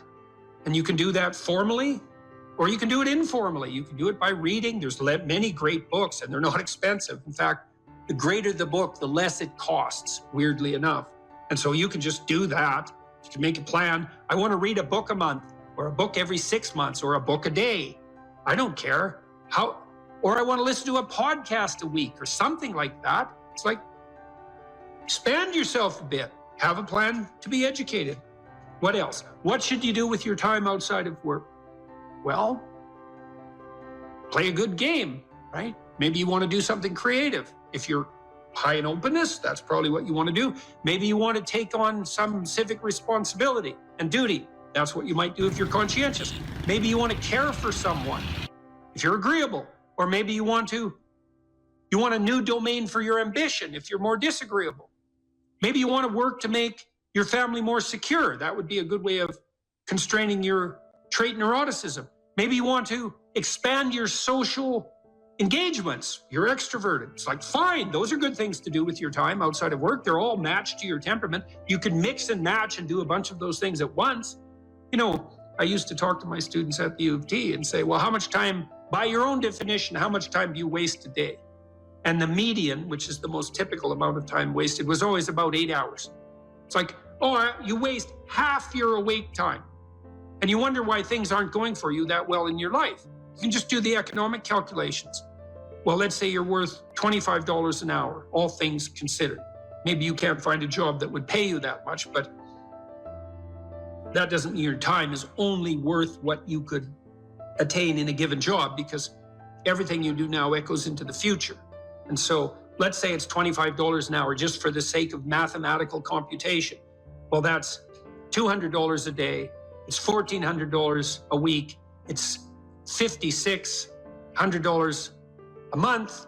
It's basically $70,000 a year. So every year that you spend wasting 8 hours a day, you deprive yourself of the equivalent of a full-time and somewhat generous income. So that's just, and if your life isn't going very well, you might think, well, maybe it's because I waste half of it. That there could be some relationship between those things. Then you might ask yourself, well, what would happen if I wasted none of it, like zero? And you might say, well, how difficult is life?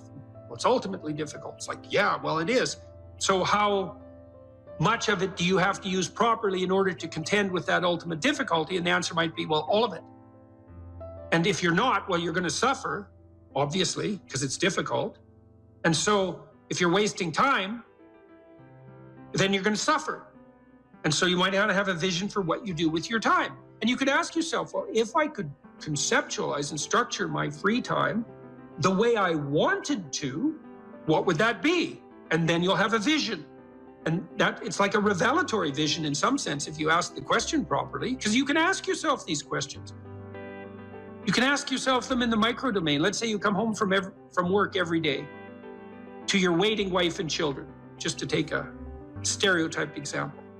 It's like, well, you're doing that every day. How would you like that homecoming to go?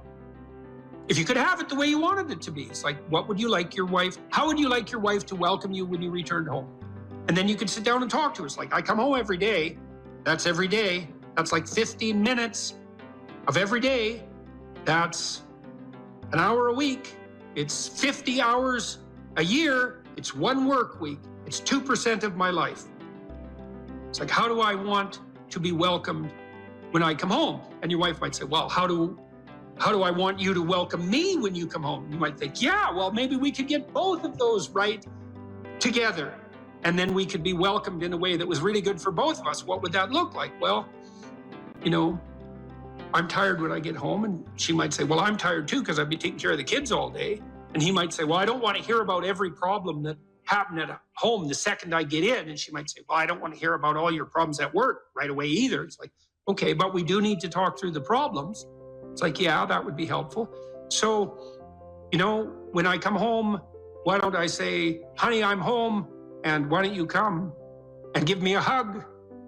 And why don't we notice for a moment that we're happy to be together, which is why we got married to begin with, and we could appreciate the fact that we're together, and then maybe we could have something to eat, and we can figure out how to arrange that. And then maybe we could sit for 15 minutes and talk about what happened during the day. And that could be our routine. It's like, well, what do you think of that? Well, here's how I'd modify it. It's like, okay, let's modify it that way. Well, then we'll implement it and see how it works. And then it's like 2% of your life fixed. You do that 50 times, which isn't that many times. It's 100% of your life is fixed. And then when it's fixed, you can even make it better. And doing that 50 times is just not that much. And lots of things iterate, right? You do the same thing every day. You get those things you do every day right, man, you're on the way to having your life together. That's the ritualization of time and space in some real sense. And the application of what's essentially a religious attitude to all the elements of your life that you might otherwise regard as mundane. Oh my God, I have to do the same thing every day. It's like, hey, that's your life, man. The things you do every day. Get those things right.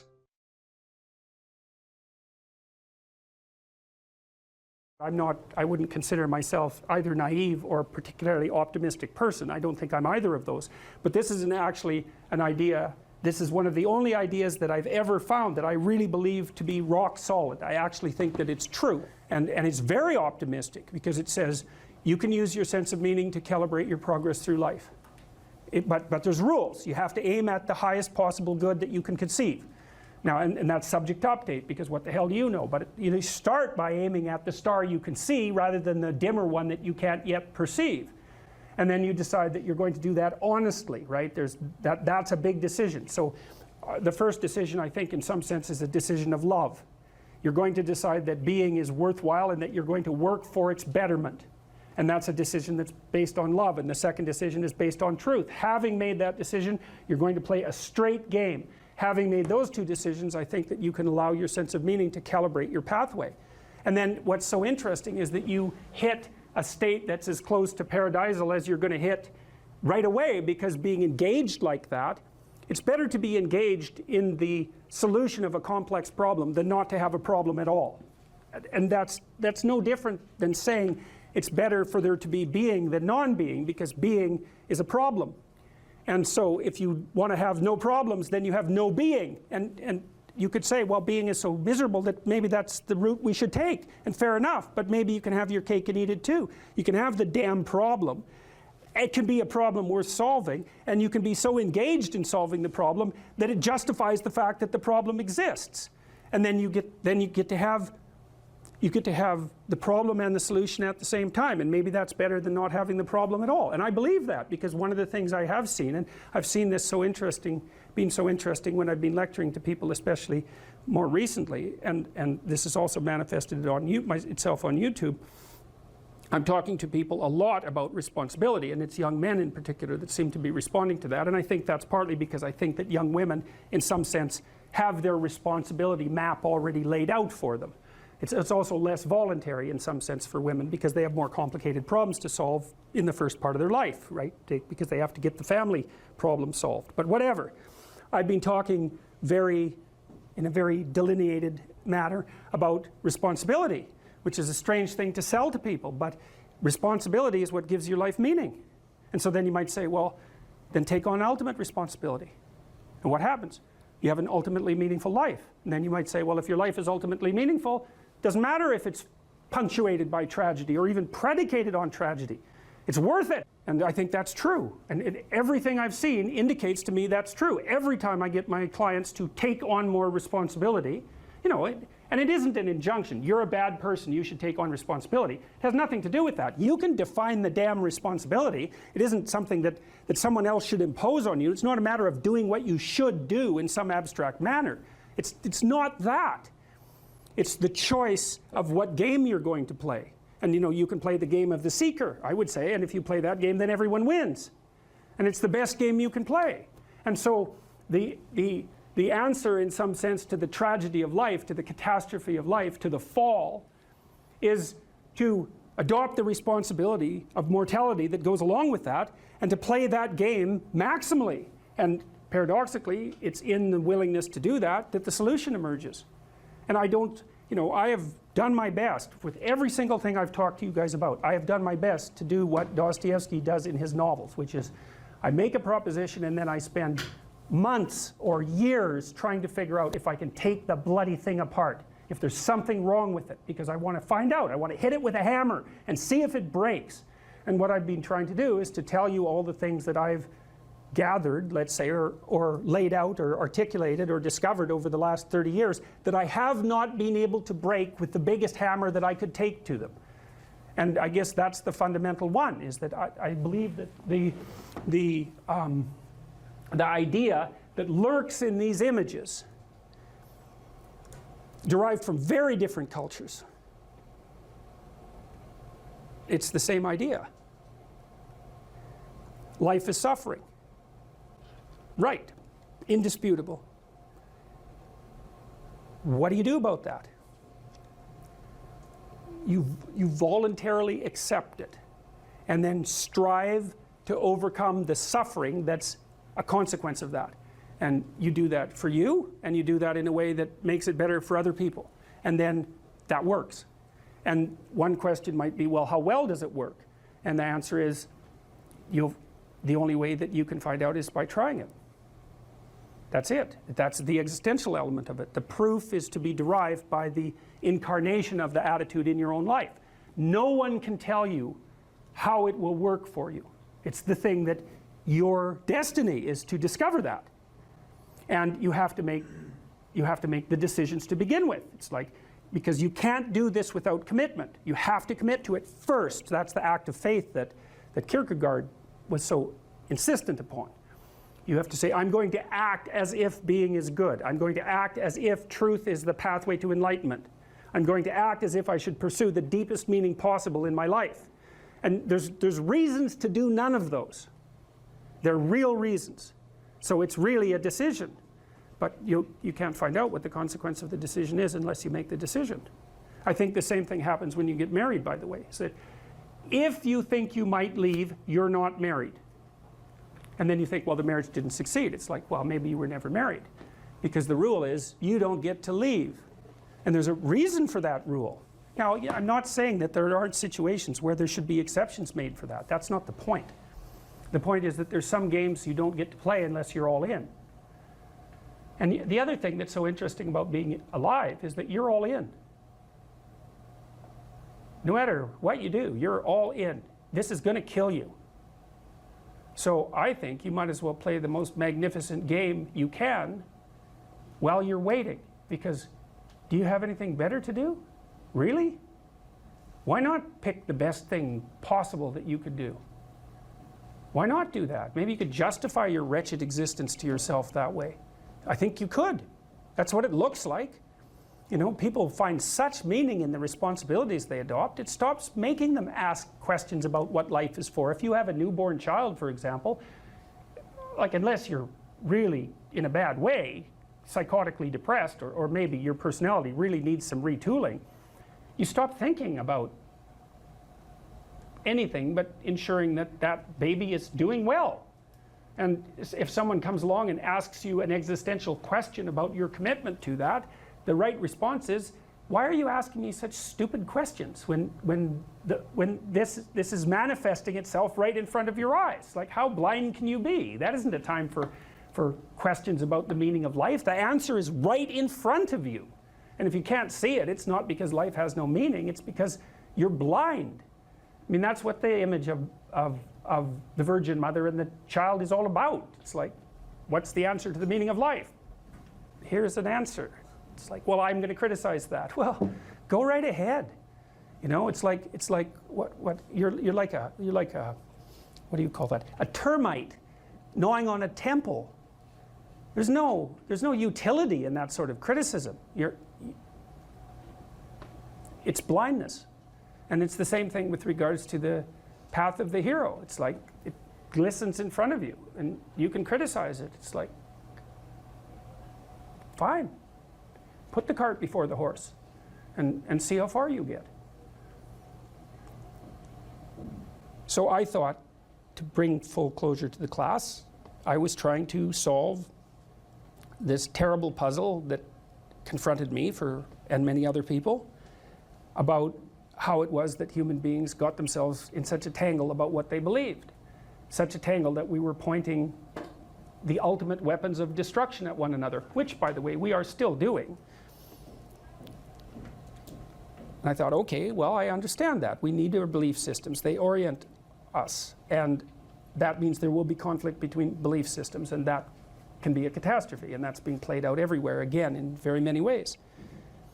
What's the solution to that? Well, one possibility is there's no solution. It's just mayhem all the way around. Could be the case. But it seemed to me, as I delved into it, that the proper solution to that was to live properly as an individual. Because you're more powerful than you think.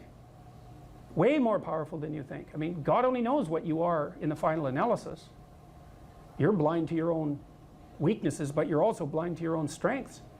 And so then I think, well, if you got your act together, it'd be better for you, and instantly it would be better for your family, assuming they wanted you to get your act together, and not everyone does, and then it would be better for the community. It's like, how far could you take that?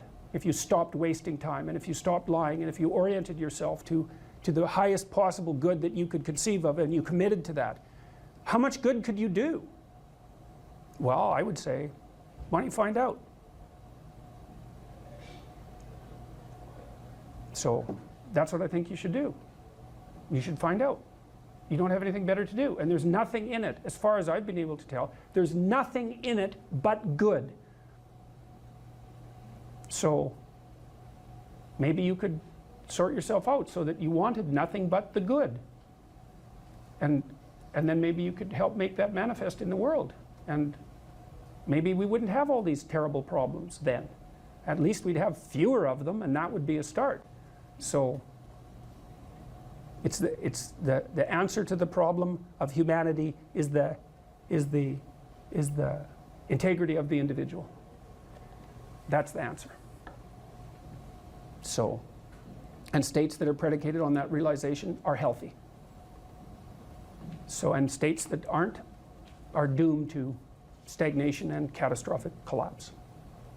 And personalities that are predicated on self-tyranny and the tyranny of others are doomed to collapse. So, and then you think, well, what's the barrier? And the barrier is, are you willing to accept the responsibility? And part of the answer to that is, reduce the damn responsibility until it's tolerable. You don't have to fix everything at once. You could just start by fixing the things that you could fix. Or you could even do it more. You could do it with even less self-sacrifice. You could start by fixing only the things that you want to fix. God, you can get a massive way that way. So do it. See what happens. That's what you should have been taught in university right from the beginning. It's like, aim at the highest good. Tool yourself into something that can attain it. And go out there and manifest it in the world. And everything that comes your way will be a blessing. And so all you have to do is give up your resentment and your hatred. I know that's a hard thing to give up because you have plenty of reason for it. That's probably a good place to stop. So it was a pleasure.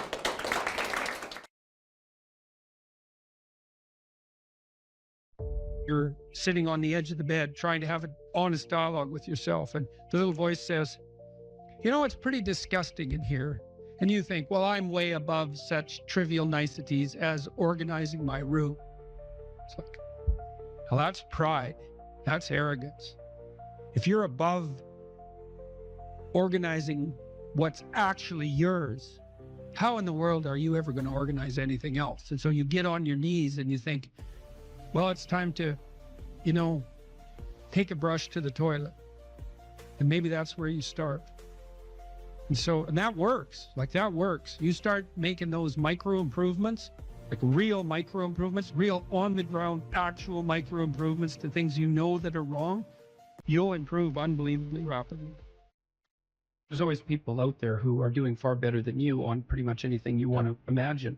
And if all you're doing is seeing yourself in their reflected light, let's say, then it's going to be pretty damn dismal. But it's not a good comparison because, well, first of all, there's danger in just comparing yourself to others, period, because they're not you. And God only knows what struggles they had to undertake to get to where they were, or what burdens they're currently carrying that you're not aware of. But you can certainly contrast yourself with yourself. And that's a lot better. It is the only way. Well, it's also the only way of really measuring anything approximating proper improvement. You can actually tell when you're a little better than you were yesterday. Right. And you can actually do that. That's another thing that's so interesting about it, is that you can actually make yourself a little better in some way, pretty much, well, I don't know if it's at every moment, but you can certainly do it every day. Let's say you want to become who you could be in the fullest sense. So let's say you're someone who's going to solve some serious problems. Okay, the first thing you have to do is admit to the seriousness of the problems. That's no joke. And so the first thing is just the terror of the problem itself. And that's enough to paralyze you, right? That's the Hydra. That's the Gorgon with the head of snakes. It'll paralyze you and turn you to stone. That's the basilisk in the Harry Potter series. You look at it and it turns you to stone and lurks underneath everything, right? And it's malevolence and tragedy. And so there's that. And then the next is, well, you're going to take responsibility for that? You're really going to do that, are you? That's a hell of a load, man. And so it's daunting to even consider that. And then there's the discipline and responsibility that necessitates, which is also daunting. It's like, oh my God, the problem's that serious. I'm really going to have to get my act together in order to not contribute to it, much less solve it. And so the problem is terrible. And then the solution is daunting. But the upside of that is like, well, there isn't anything better to have than a problem that's worth solving, like that's really worth solving, right? And so the more of that you take on, the more you have a reason to get out of bed in the morning, no matter what. Like, I'm getting up, I'm trudging forward. Doesn't matter what I'm suffering from. I've got things that need to be done. They're necessary. And that gives you that sense of purpose that is the antidote to bitterness. Okay, well, let's say you want your life to be meaningful. It's like, okay, then what you do matters. It actually matters. Or how starting to clean up the room changed their life. That's quite fun because it's something I always tell people to do instead of going out and protesting. Jesus, I just can't stand Cleaning up that. the room? Yeah. Meaning? Well, my sense is that if you want to change the world, you start from yourself and work outward because you build your competence that way. It's like, I don't know how you can go out and protest the structure of the entire economic system if you can't keep your room organized. Well, I made a video call, which was called Message to Millennials, where it was called How to Change the World Properly. A bit of on the pretentious side, I suppose, but I was trying to produce something that was a counterposition to this idea that what you should do is go out and fix up other people. You know, that's just not right. And there's a New Testament line about that, something about, you know, not worrying too much about the log in your neighbor's eye or about the speck in your neighbor's eye when you have a log in your eye. What would the world be like if people stopped avoiding the things they knew they should do? You know, because the question is, how much are we contributing to the fact that life is an existential catastrophe and a tragedy? How much is our own corruption contributing to that? That's a really worthwhile question. The things you leave undone because you're angry, you're resentful, you're lazy, you have inertia.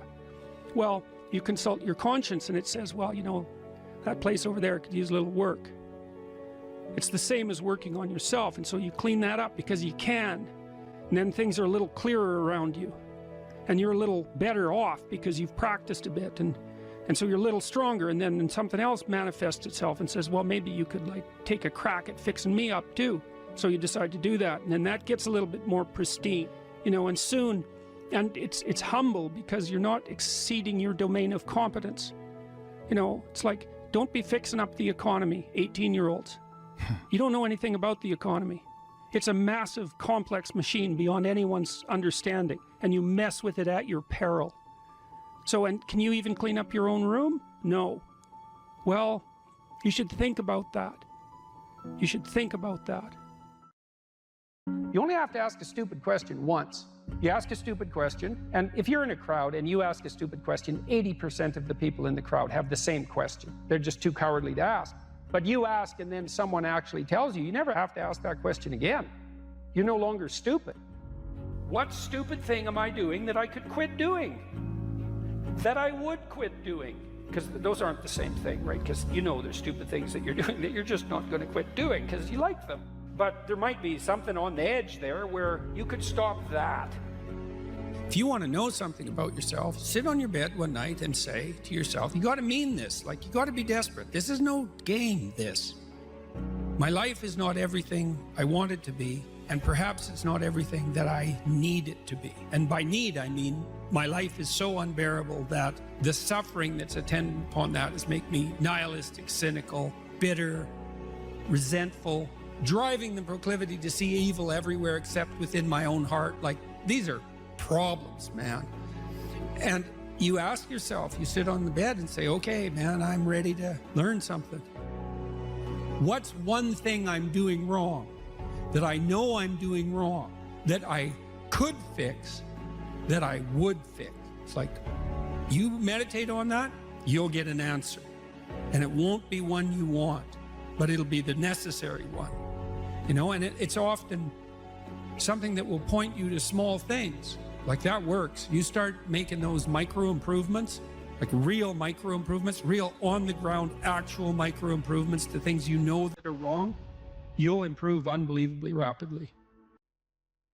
There's never been a better time for the majority of people to be alive. And the future, although we're vulnerable and terrible things can always happen to us, it's hard to make a case that the future doesn't look comparatively positive.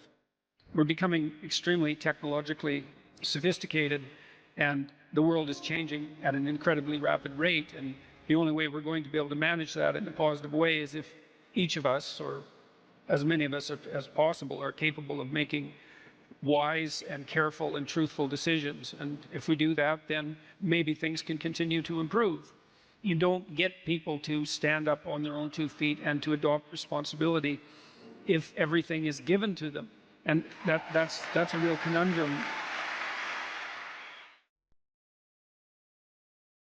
Something like a general theory of meaning. That's really what I've been working on, I would say, for 35 years, something like a general theory of meaning. And so I'm going to see if I can deliver the whole damn thing in 35 minutes, so which I've never really been able to manage, but I've had a lot of practice, so maybe this is the night. So, okay, so the first thing I want to tell you about is a little bit about how you perceive things, because it's very important to know how you perceive things. And you don't perceive very much, by the way, because, well, there's a lot of the world, way more than you can possibly imagine, and there's not that much of you. And so a lot of information is coming in through a very narrow channel. And it isn't easy, given the fact that all that information exists, it isn't easy to figure out how to narrow that channel so that the information you get is the information that you need. It's information you need that also gives you a grip on the world, right? It has to be practically useful, true and practically useful, something like that. It's a very, very, very, very difficult problem to solve. And a lot of it you don't even really solve, because you can't. It's too complicated. You solve it by doing what you're doing right now, for example. So here you are in this unbelievably beautiful building, and I read today a little bit about it, and today it would cost about $1 billion to build this building. And so you're sitting here, and you're all sitting here peacefully, and you're all pointing in the same direction, right? And we're all basically doing the same thing, and we're doing it peacefully, and we can all focus on the same thing, and we had to invest $1 billion for that to be able to happen. And so you think about that, is that part of the way your society solved the problem of the complexity of the world for you was by investing $1 billion in what, how long did it take to construct this place? 15 years, something like that. Maybe it was longer. So that you could sit here in relative comfort and peace and tranquility and concentrate on something that's very focused, maybe something of beauty, something of artistic merit, something of intellectual merit, and that the rest of the world wasn't there, so you didn't have to worry about it. And that's not all. It's not just that you're here in this building and the chairs aren't falling apart and the floor is reliable and the electrical lights work and the sound quality is good and like all the technology is working, and there's people beetling away in the background like mad constantly everywhere, making sure that those impossible things keep happening so that you don't have to be distracted. But then you're also sitting with people who are roughly like you, roughly like you enough so that when they come into a venue like this, they know enough to sit down in the seats and face forward and not turn around and look at the person behind them, which would make them very nervous, right? Which would be an indication that that person isn't playing the same game as everyone else, and so God only knows what they're up to, because you just wouldn't want that, right? You wouldn't want the guy in front of you turning around and just looking at you for the next 90 minutes. And, well, it's worth thinking about why. Like, well, what are you thinking about? You're going to be sitting there looking like this. Your eyes are going to be darting around, and maybe you're going to be nudging someone and, pointing at this person because maybe they have some idea of what this person is up to, because you don't. And the problem is, if you don't know what that person is up to, then they could be up to anything. And anything is a lot of things to be up to. And you don't want people to be up to anything. You want them to be up to the one or two things they're supposed to be up to while they're with you in this narrow place that you occupy, right? And that's sort of the hallmark of a civilized and socialized person, is when we interact under 90% of conditions, 99% of conditions, you show me your persona. It's just a very narrow slice of yourself, and I show you mine at the bank, say, or at the grocery store, when we pass each other casually in the street. We nod and say hi, and you nod and say hi, or we just walk by peacefully, and like we're seething with complexity, and we don't let any of that out. And the reason for that is we don't want anybody else to let any of it out either. Right? So we keep ourselves simplified, and we build our architecture for that. And so, you come into a building like this, and the building tells you what to do. The chairs are all aligned. The chairs say, sit on me, right? The chairs are all facing the same way in kind of a semicircle, and they say, face the stage. And there's a stage. And so you come in here, and all the perceptual problems are solved. And so there's all this technology, and there's all this expense, and then there's the shared culture that enables you to know that this is something like a theatrical experience. And so what you do at a theatrical experience is come together as a group and remain silent but attentive, participating in that manner, and watch and listen to the main performance. And you all know that. It's part of the shared culture. And so that shared culture is also enabling you to perceive what you're perceiving right now as a protective mechanism. And that's part of a broader shared sense of civilization, and it's dependent on a shared government.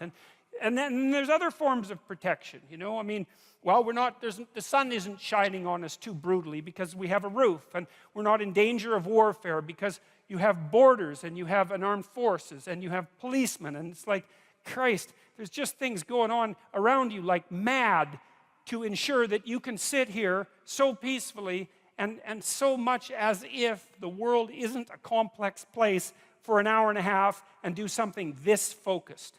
And so that's partly how you solve the perceptual problem. You don't see the world that much. You screen a lot of it out. Now, there's a good illustration of this.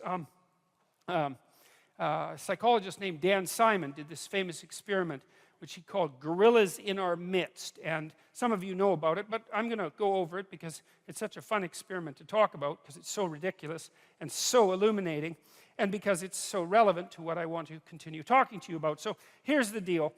You go into Dan Simon's lab.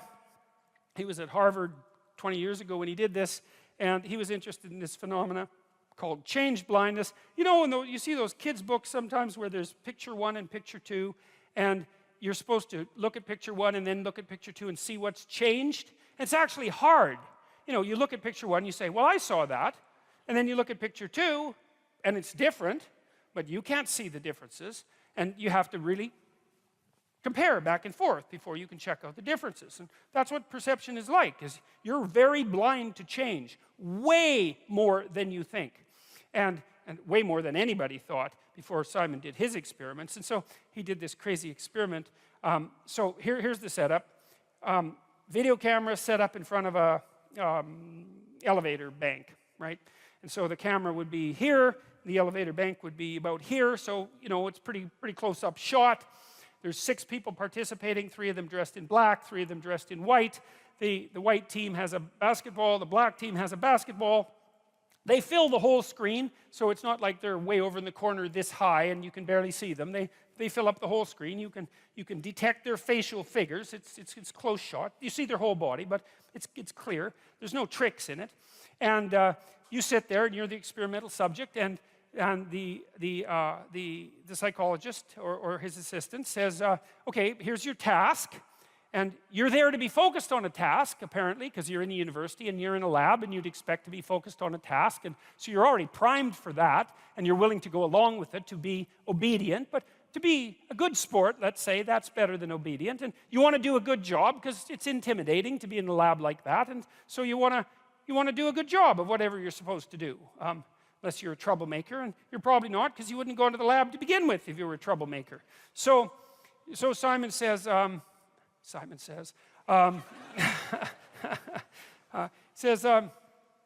count the number of times, like the white team is going to throw a basketball back and forth, a variety of ways, for 3 minutes. Just count how many times they manage it, and they're going to bounce it and throw it directly and all that. And so the black team and the white team start to mill around, on the video, and they're tossing the basketball back and forth, and you're watching the basketball very intently with the central part of your vision. Now, the central part of your vision is very high resolution, and you can tell this. It's pretty easy. I'll show you. I don't know. No, this probably won't work because I think the theater is too big to do it. But we could try it, I guess. So look at my finger, all right? But pay attention to my face. Now that's hard because usually when you pay attention to something, you look right at it. But I don't want you to do that. I want you to pay attention to my finger and look at my face. And what should happen, except perhaps for those of you who are quite a distance at the back, is that you'll notice that you actually can't see my facial features. So for example, if I look at even somebody in the third row, if I look directly at you, I can see your facial features fine. I can tell you have glasses. I can't tell if you're male or female. I can't distinguish you from the chair, and it has nothing to do with you. Right. But you don't have to move very far away from central vision before it becomes extremely low resolution. And so that's how your visual system is set up. High resolution in the middle, low resolution as you move towards the periphery, until like out here, I actually can't tell how many, I know how many fingers I have. Well, 5 if you include the thumb, but I can't see them. If I move them, I can see them better.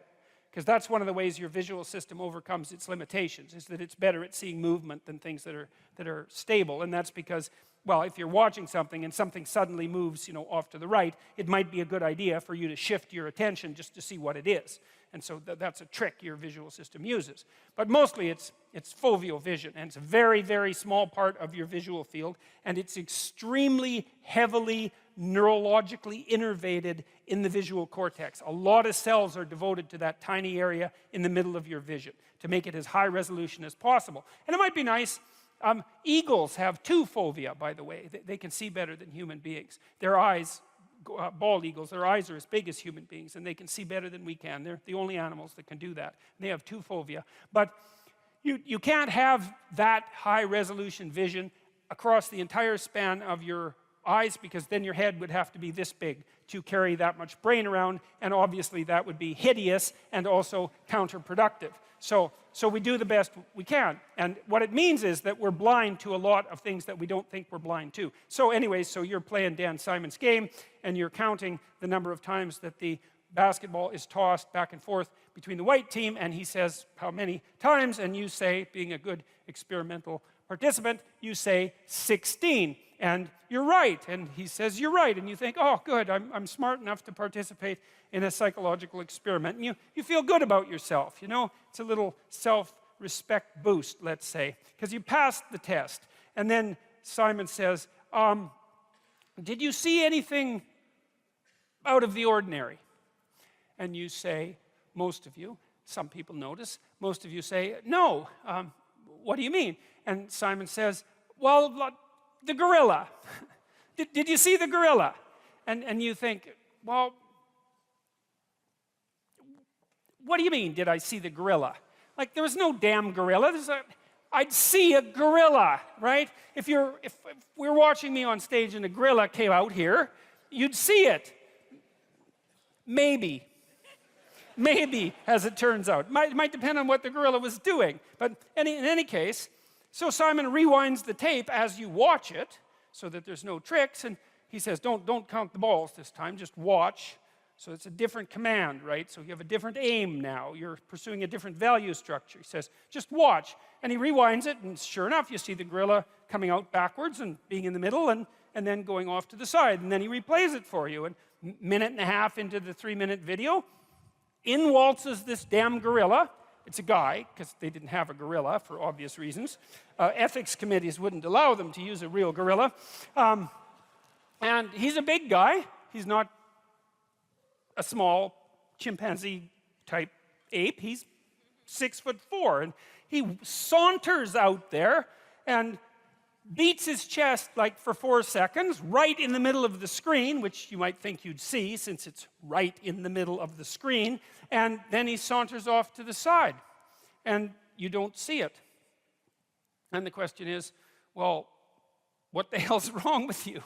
Like, why don't you see it? And it's worse than that. Like, Simon has done other funny tricks. Like, imagine you went to a grocery store, and the cashier was behind the counter, right? And you're talking to the cashier, and the cashier says, "Excuse me for a minute," and then kneels down, and then someone else stands up and keeps talking to you. And you think, "Oh, you're going to catch that," and you don't. About 50% of people miss that completely. So you can like change the person completely.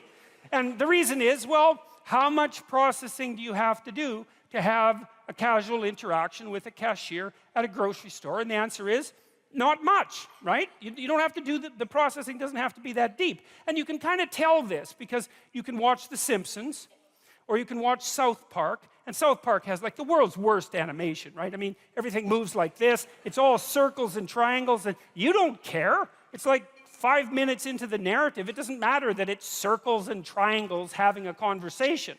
It's fine. The icon will work. And that's a good rule for perception, is you use the simplest possible perceptual scheme that you can manage to get yourself from point A to point B, right? It's a map. You don't see the world. You see an iconic representation of the world. And then the question is, what makes the iconic representation sufficient?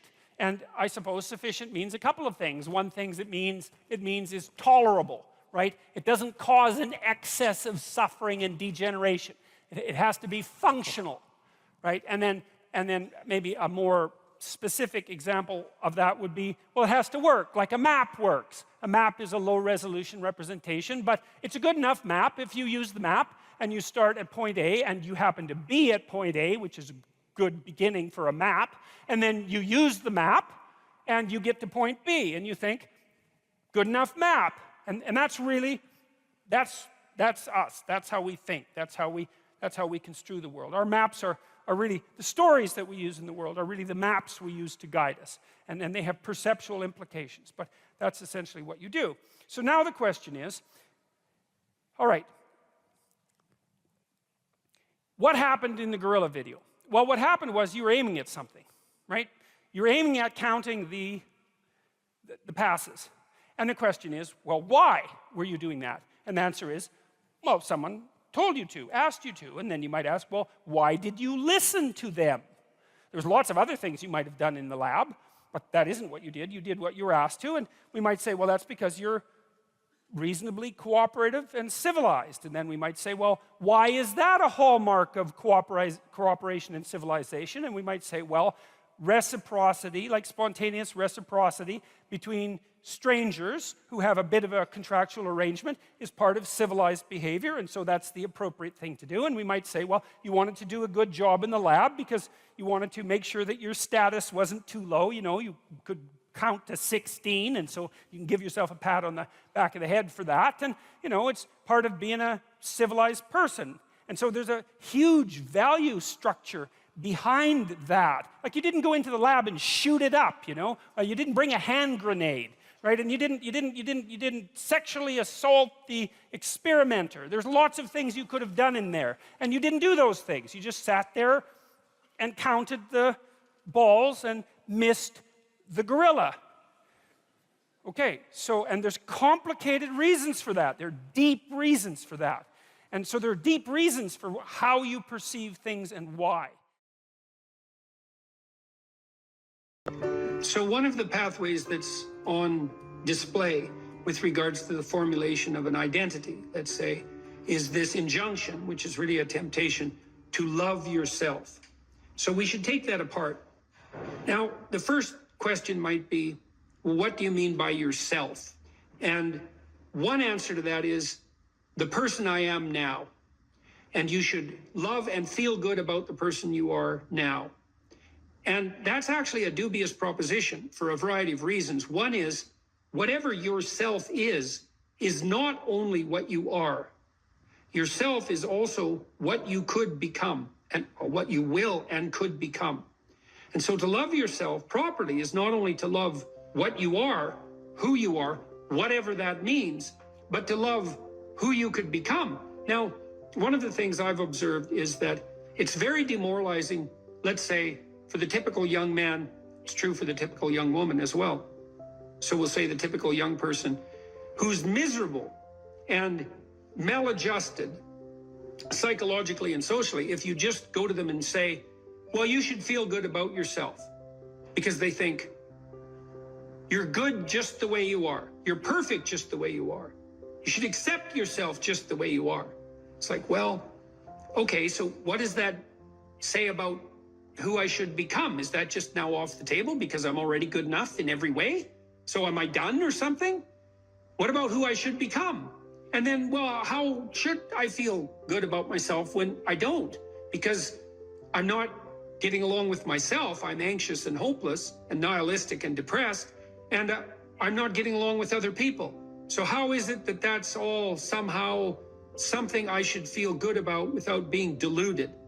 And these are complicated questions, because you don't want to beat yourself with a stick, which might be the opposite of that. So, well, feel bad about yourself. It's like, no, be judicious and merciful with yourself and think that you need to accept yourself in some way, the way a mother accepts a child.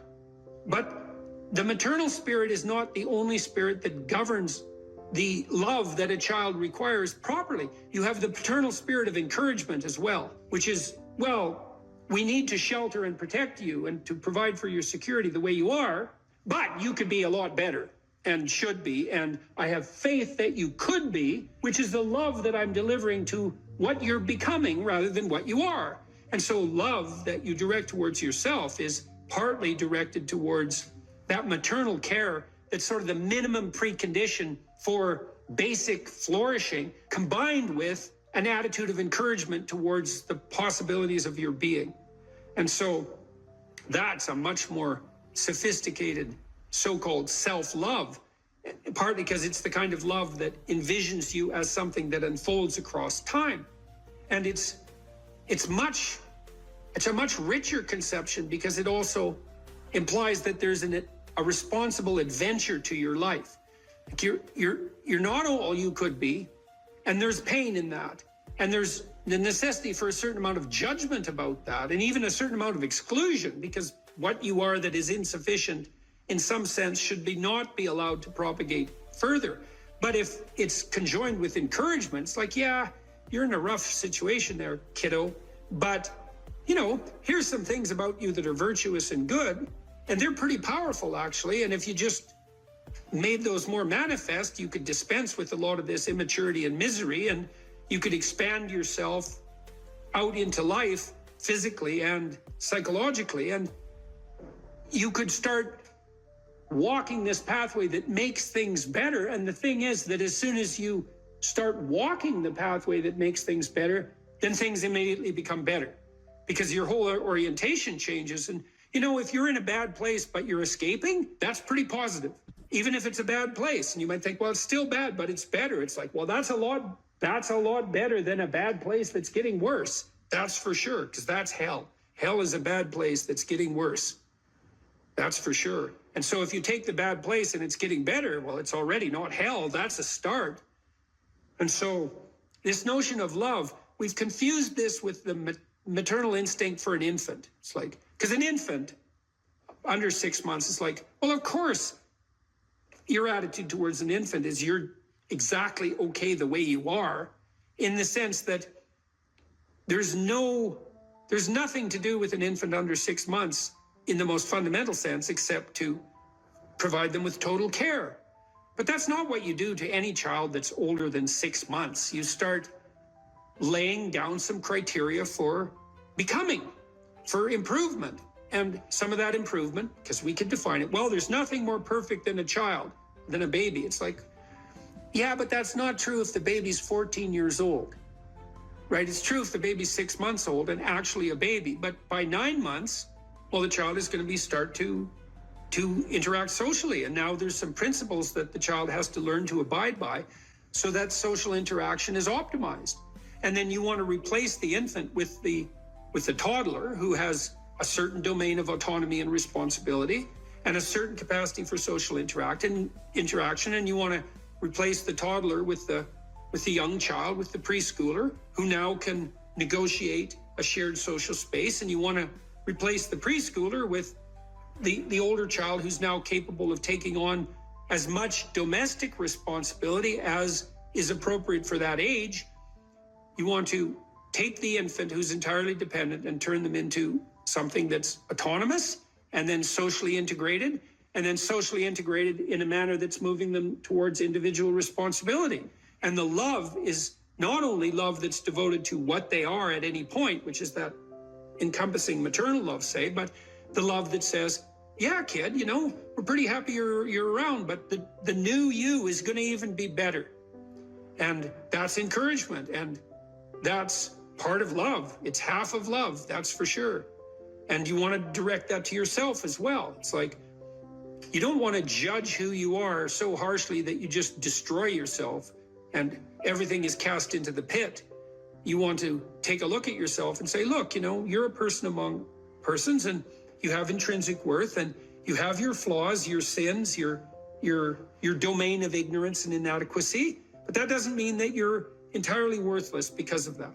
You have a base level value. That's the intrinsic worth, let's say, that's reflective of the fact that you're made in the divine image in the most fundamental sense. You have intrinsic worth, and that's due a certain degree of baseline love. But there's the becoming problem. It's like, well, especially when you're young, most of you is still in the becoming phase. And so why wouldn't encouragement be the hallmark of love? It's like, get the hell up, get your act together, adopt some responsibility, put your life together, develop a vision, expand yourself beyond the narrow confines that are causing your misery. And we think you can do it.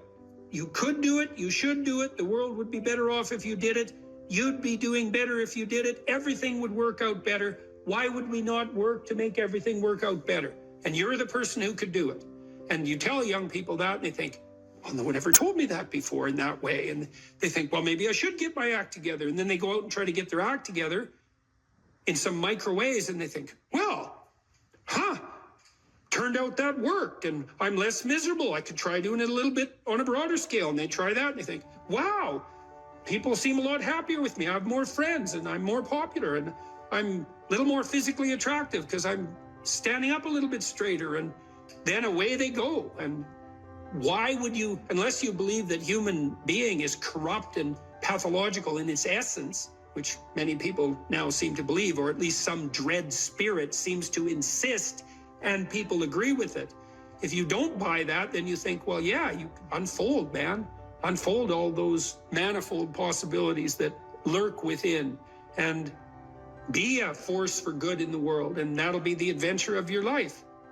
And I guess we could also add to that a bit of a disquisition on truth. So you should be oriented by love, and you could say, well, that's the desire to care for being and becoming, however it's manifest, to want that to turn out in the best possible manner. That could be your goal. I want things to turn out in the best possible manner. And you have to decide if that's true, because people are tempted to create little hells around them all the time. So don't be thinking that necessarily you want that, because it's not that easy to orient yourself so that that's all you want, because you're bitter and resentful and angry. And so all of that's going to interfere with that vision of love. And then you might say, well, now that you have that vision, what do you have as weapons to clear your path, let's say, or to set things in order as you move forward? And one of the answers to that is, we have truth. Well, why? Well, because you want to contend with the world the way it is, obviously. So truth is going to be useful in that endeavor.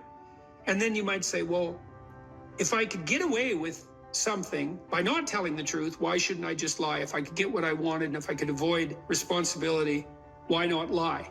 And the first answer is, well, what makes you so sure you want to avoid responsibility, except narrowly in this moment, because it's not a good medium to long-term strategy and everyone knows it. And what makes you think that manipulating people in the short term so that you can gratify a whim is going to be a useful iterative strategy? It's like, it's not. So you can dispense with that.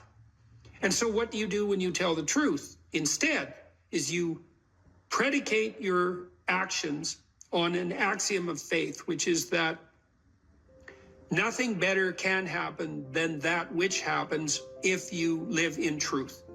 And that's a statement of deep religious faith, because the evidence for that can only be gathered as a consequence of manifesting the actions that are predicated upon that axiom of faith. You don't know till you lay it out. But you can say, well, I believe that the truth will set me free. And then you think, well, the truth will set me free. Who's me? Back to identity. Well, if you're lying, it's not you by definition, because if you're lying, you're attempting to implement a falsehood. You're attempting to falsify the world and yourself. That's what a lie is. And so if something happens that's good because you lied, it's not happening to you. It's a reward for the spirit of deceit that you allowed to inhabit you. And if you reward the spirit of deceit that you allowed to inhabit you, it will grow. And I would not recommend that. That's a very bad idea. In the contrary situation, you live and speak in truth, and then things happen. They're happening to you.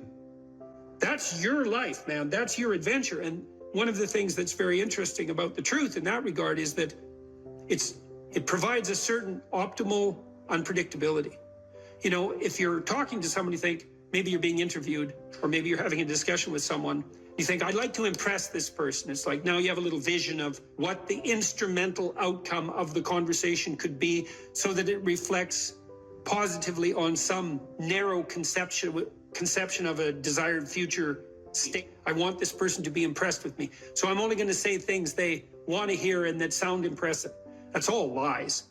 It's like, well, maybe you'll get that result, but it won't be what you want because it's predicated on a falsehood.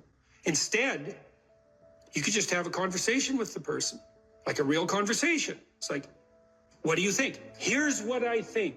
Do you like it or not like it? It's like, well, I don't know if you like it or not like it. It's like, we can talk about that and why, but it's still what I think. And that doesn't mean it's right, but it's what I think.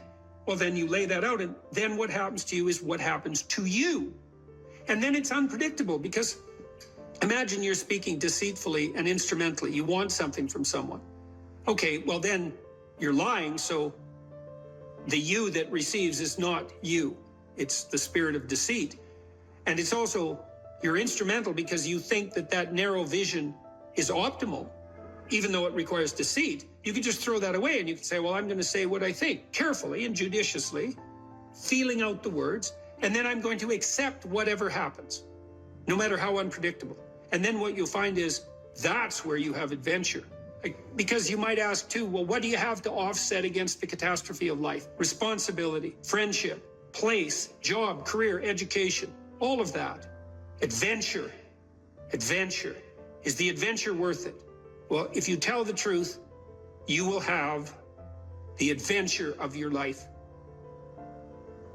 That's what will happen.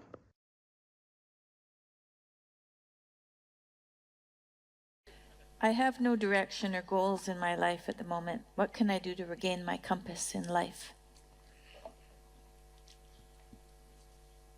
Well, you talked about that a little bit in your intro. So there's this line in the New Testament, which is kind of mysterious, you might say. But it's really an instruction set. And the line is approximately, knock and the door will open, ask and you will receive, seek and you will find. And you think, well, no way, that can't possibly be true. But it's true if all of that is undertaken seriously.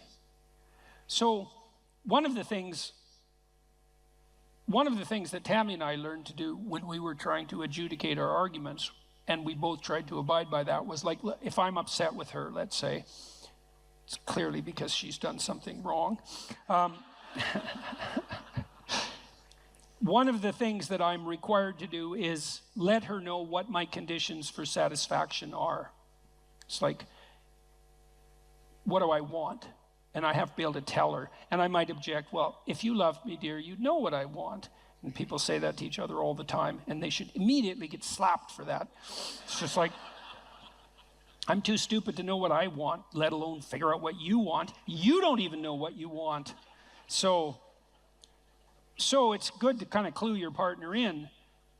Here's what I would, now that doesn't mean once you let the person know that they're necessarily going to deliver it, but they might, especially if you also allow them the luxury of doing it stupidly and badly, at least to begin with. You know, your wife might tell you, when I put some effort into getting ready to go out, I'd like you to say something nice. It's still a bit vague.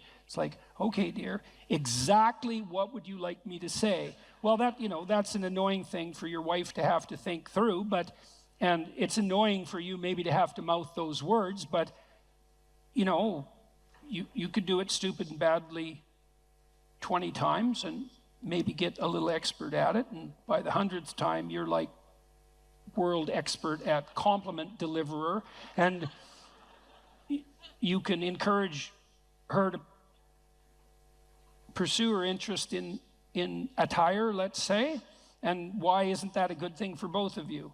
And so, but that's all dependent on whether or not you're willing to let yourself know what you want. And that's all dependent on whether or not you're willing to ask. And so one of the things you can ask yourself, and this is very useful, is what would your life have to look like in order for it to justify itself to you? And so why would I put it that way? Well, your life is hard. It's full of suffering. It's full of malevolence, for that matter. It's full of malevolent suffering. That's coming for sure. And that's a heavy burden to bear. And you might say, well, it's so heavy that nothing at all could possibly justify it. And I think that's not a productive attitude. I think if you watch your life, you see that there are things that will grip you that do appear to justify the weight of existence. And I think you can commune with yourself, which is a form of thought. It's a form of meditative prayer, but that's a form of thought. And the thought is, what do I want? If I could have what I wanted and needed, what would that look like?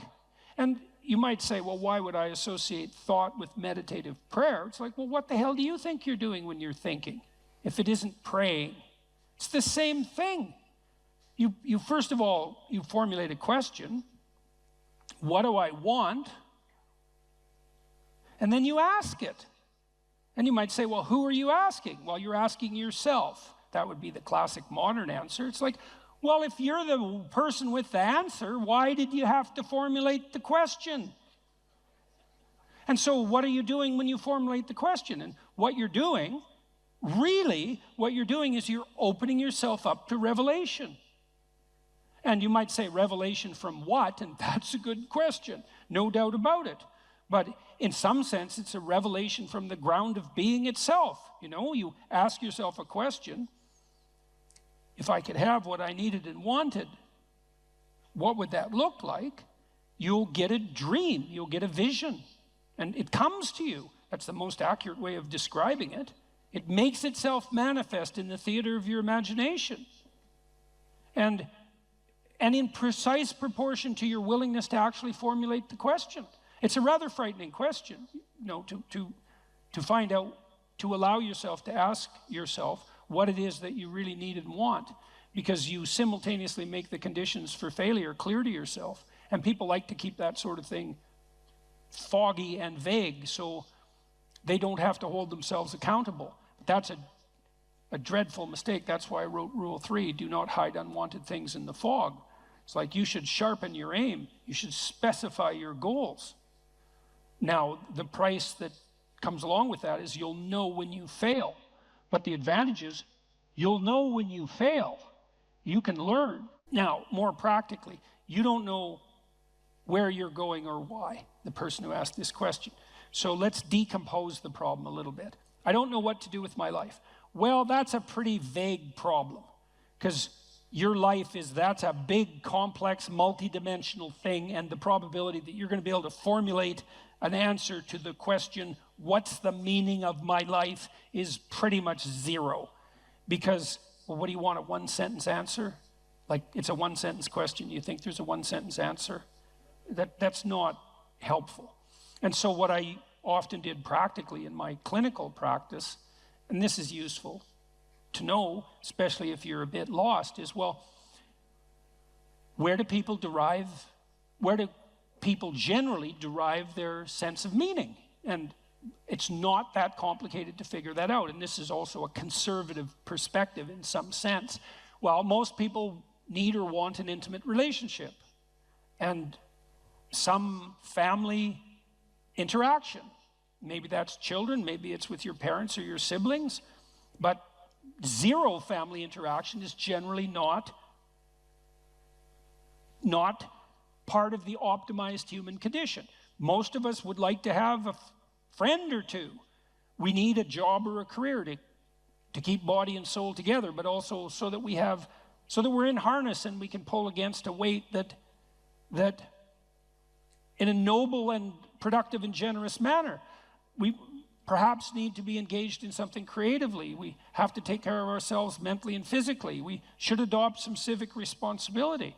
We need to protect ourselves against major sources of hedonistic and impulsive temptation. There's 8 things. It's like, well, pursue one of them. Start there. You know, when I dealt with my clients who were depressed, unhappy, let's say, the first thing I would do with them is walk them through that analytic process. It's like, do you have anything in place in any of these domains?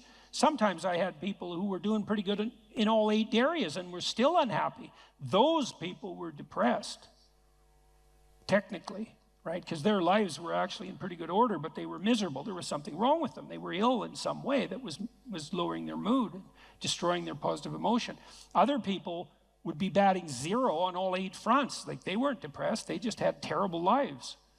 And so, really, and so what I would do with those people is, well, look, like, here's 8 things that aren't in place in your life. It's no bloody wonder you're miserable and everything seems meaningless except for the suffering, because that's a meaning too. It's like, well, why don't we start working incrementally in a few of these areas, and then we can just evaluate and see if that's helpful. And it's almost invariably helpful.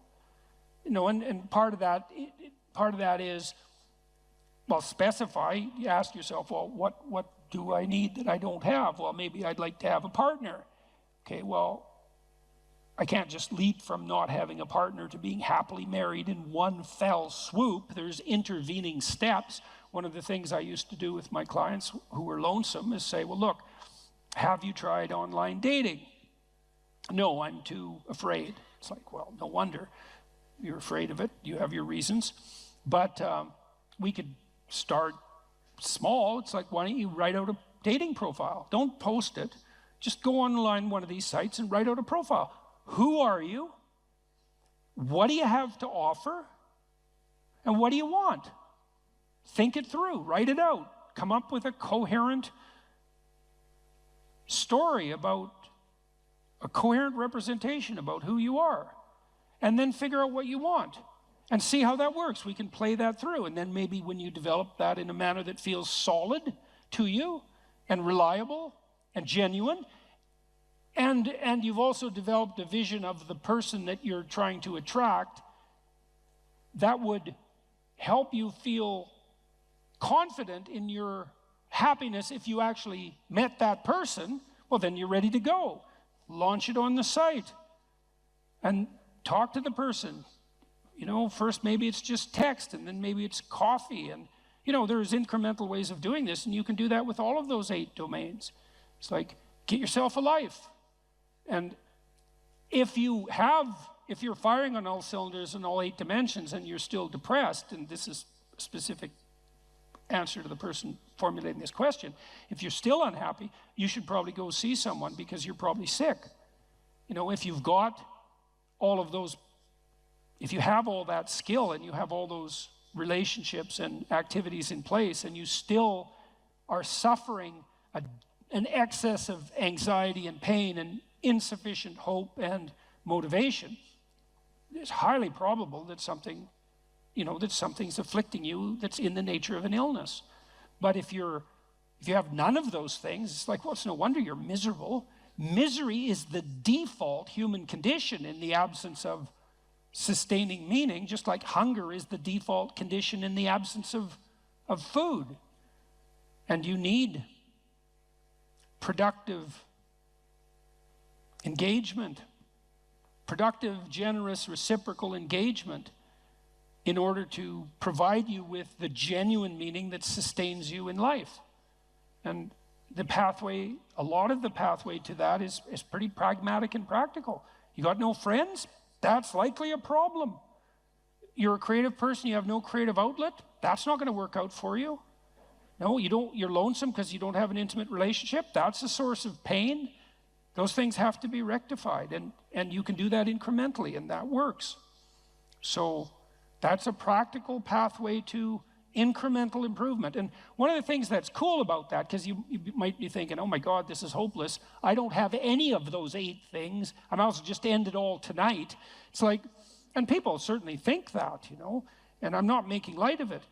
One of the things that's very much worth knowing is that a lot of positive emotion is dependent technically on the observation, on your personal observation that you're moving towards a valued goal. See, not that you've attained the goal. So imagine that you're in your hopeless situation and you decide, well, I'm going to work on the relationship front. So now you develop a vision of what a relationship might be like, and you posit that as a promised land, let's say, and then you differentiate that so you can make incremental steps forward, and the incremental steps are small enough so that you actually take them.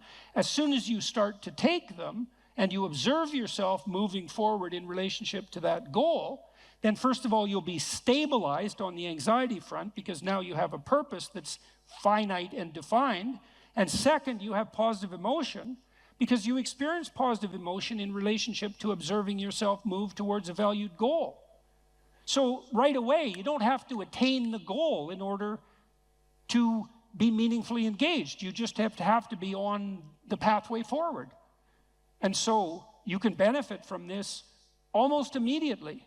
And if you want to do something practical, I have a program online at selfauthoring.com called Future Authoring that helps people develop a vision on these 8 different dimensions, along these 8 different dimensions that I just outlined. And you could go and do that, do it badly, because you're not going to get it perfect anyways, and then get humble enough to make the incremental steps small enough so someone as useless as you might actually do them, and then away you go. And that works out. We used this program, for example, we had students in 3 universities, but I'll talk about one, vocational college in Canada. We had all the students who were going to this vocational college. We divided them into 2 groups. They either wrote for 90 minutes about what they had done in the last 2 weeks in their life, or they wrote for 90 minutes about their vision across these dimensions that I described. They didn't have any training, no warning, except that they knew they were going to participate in the study, and no one even reviewed what they wrote.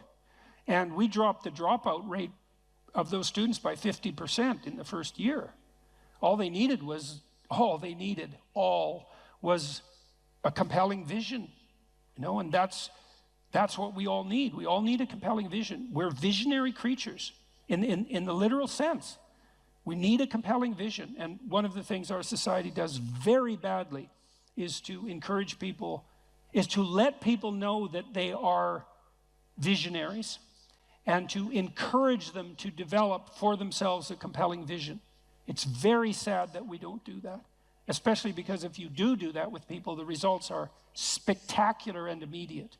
And one of the things that's been heart-rending, I would say, for both of us, going around the world talking to people, is people frequently stop me on the street and say, the story is in some sense archetypal, although the details vary in interesting ways. I wasn't in a very good place. I was suffering, and there's usually reasons for that. And then I listened to your lectures, which of course are predicated on the observations of brilliant clinicians and psychologists, and so the ideas aren't attributable to me. They're just great ideas. I listened to your lectures and I started developing a vision and attempting to put my life together, and things are way better. It's like, what's so sad about it's very pleasing to hear that in one sense, because the upside of the story is the improvement, right? The movement away from the catastrophe. But the downside of the story is twofold. First of all, the catastrophe was there to begin with.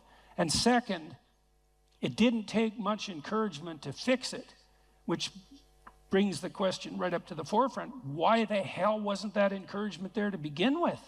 Why are so many people dying on the vine for lack of an encouraging word? Because it's definitely the case. That pertains to the mental health of young people. And it's in no small part because we do everything we can to punish the spirit out of young people. We especially do that with boys. But we're pretty good at, you can't do that to boys without doing it to girls too in the final analysis, because we're basically stuck with each other. So develop a compelling vision, and one that you're the one who judges whether or not it's compelling. You want a vision, you want to formulate a vision such that you apprehend the vision, you think, oh my God, if I could have that, life would be worth living. Well, yeah, that's what you want. And you might find that you're actually not that hard to satisfy. You know, that what would satisfy you, fill you with hope, stabilize you psychologically, is actually within your grasp. And certainly my experience on the clinical front was that was the case. One of the things I loved about being a clinician, I really loved this, was that generally my clients who were genuinely aiming up, because not all of them were, but most of them were, the ones who were genuinely aiming up made rapid progress. And it was extremely engaging and entertaining to work with them on that. You know, we'd set goals. I want to triple my salary in 3 years. That was fun. It's like, okay, that sounds like a war. How might you do that? And it was extraordinarily entertaining to plot that out, to strategize about it like it was a full-fledged war, you know, but a war for something positive, and a war that would benefit the person who won and also the people around them. And that's well within your grasp. There's any number of things that are right in front of you that you could radically improve with the right vision, and that would result in radical improvement, and not just for you, but for everybody around you. That's just right there in front of everyone. And it's particularly true if what's around you is pretty dismal, because if what's around you is pretty dismal, there's just no shortage of opportunity for improvement. Might be difficult, but man, there's lots of possibilities sitting there as well.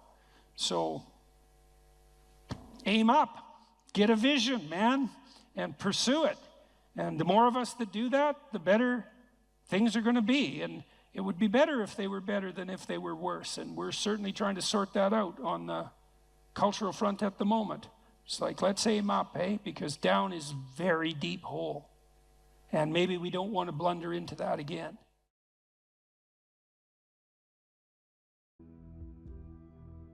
I had lots of clients and students who were chaotic in their orientation to life. They didn't know what to do, and they didn't know what to do about not knowing what to do. It's like, I don't know what to do with my life, and I don't know what to do about my ignorance. And my reaction to that, in some sense, wasn't exactly the reaction of a clinician, because not a typical clinician, because typical clinicians are liberal Protestant in their fundamental orientation, and they tend to think of psychological development as something like self-actualization, right? It's really a self-development process. But that wasn't my observation, partly influenced by the developmental psychologist Jean Piaget. I had a more communitarian view of human development than that, and my observation was that most people find the cardinal meanings in their life not as a consequence of the development of their self, whatever that is, but in service to other people, in the adoption of responsibility. You know, because you're told, be responsible, and it's a finger-wagging thing again, you know, that if you were a good person, you be responsible, you do your duty. But no one ever says, well, because that's where you find the abiding meaning in your life, and you need that meaning to sustain you through suffering. And that's definitely the case. You know, I was very ill for a number of years, and a lot of what got me through that wasn't my own special nature, let's say, but the support of my family and the support of my friends and the support of the broader community made a huge difference, not only psychologically, because I knew people were supporting me, but also practically. You build yourself a community, you sacrifice yourself in the service of other people, not so much because you should, although you should, but because that is where meaning is to be found, and you need a deep meaning to sustain you through tragedy. That's the arc. And you find that deep meaning, and you know, there's a notion that it's better to give to receive than to receive, and it sounds like a Hallmark greeting card in some sense, And people are cynical about that too. But yeah, you say that because you should be good and think that. But if you watch yourself, you'll see that it's true, because one of the things that's been really pronounced element in my life is that, you know, people thank me from time to time for things that I've done or said. And there isn't a better experience than that, you know, that you've put something out that's actually a manifestation of what you truly believe, and the consequence of that is part of the redemptive process for someone else. There is nothing that's better than that. Zero, nothing. In fact, I don't think there's anything that's even in the same conceptual universe of that in terms of its intrinsically rewarding properties. There's nothing better than to have people, perhaps particularly people you've never met, tell you that what you have been doing has had a salutary effect on their lives. And so that's a hell of a fine thing to aim for. And why not aim for it, you know? Because you could do it. If you put, I wouldn't even say necessarily that you put other people first, because I think that's a mistake, but I do think it's the case that you treat other people in the manner that you would wish to be treated if you were treating yourself properly. And that's also a sophisticated thing, right? To learn to treat yourself properly. Because that doesn't mean you get to fulfill every momentary whim, because that's what you do when you're 2, and 2-year-olds can't live without their parents. You know, you have to be wise enough to govern your current behavior in light of the future. And that's really what it means to be an adult. It's what it means to forestall gratification and to attain the responsibility of an adult. And the reason that you should do that, because you should, is because it's actually better, you know, in all ways. It's a panacea for suffering to adopt that responsibility. And so I would tell my clients and students as well, it's like, well, let's just take a look at where other people find meaning. You know, and we'll see how your life matches with that. Do you have an intimate relationship? Yes or no? The right answer is yes. Now, maybe not for you, and maybe you don't right now, and maybe you have your reasons not to because you're a singular person in that regard, but probably not. Because that's like a third of life. And so if you don't have that, that might be one of the reasons you're not doing so well. And the fact that you don't have it might be an indication that you're not oriented in the proper direction.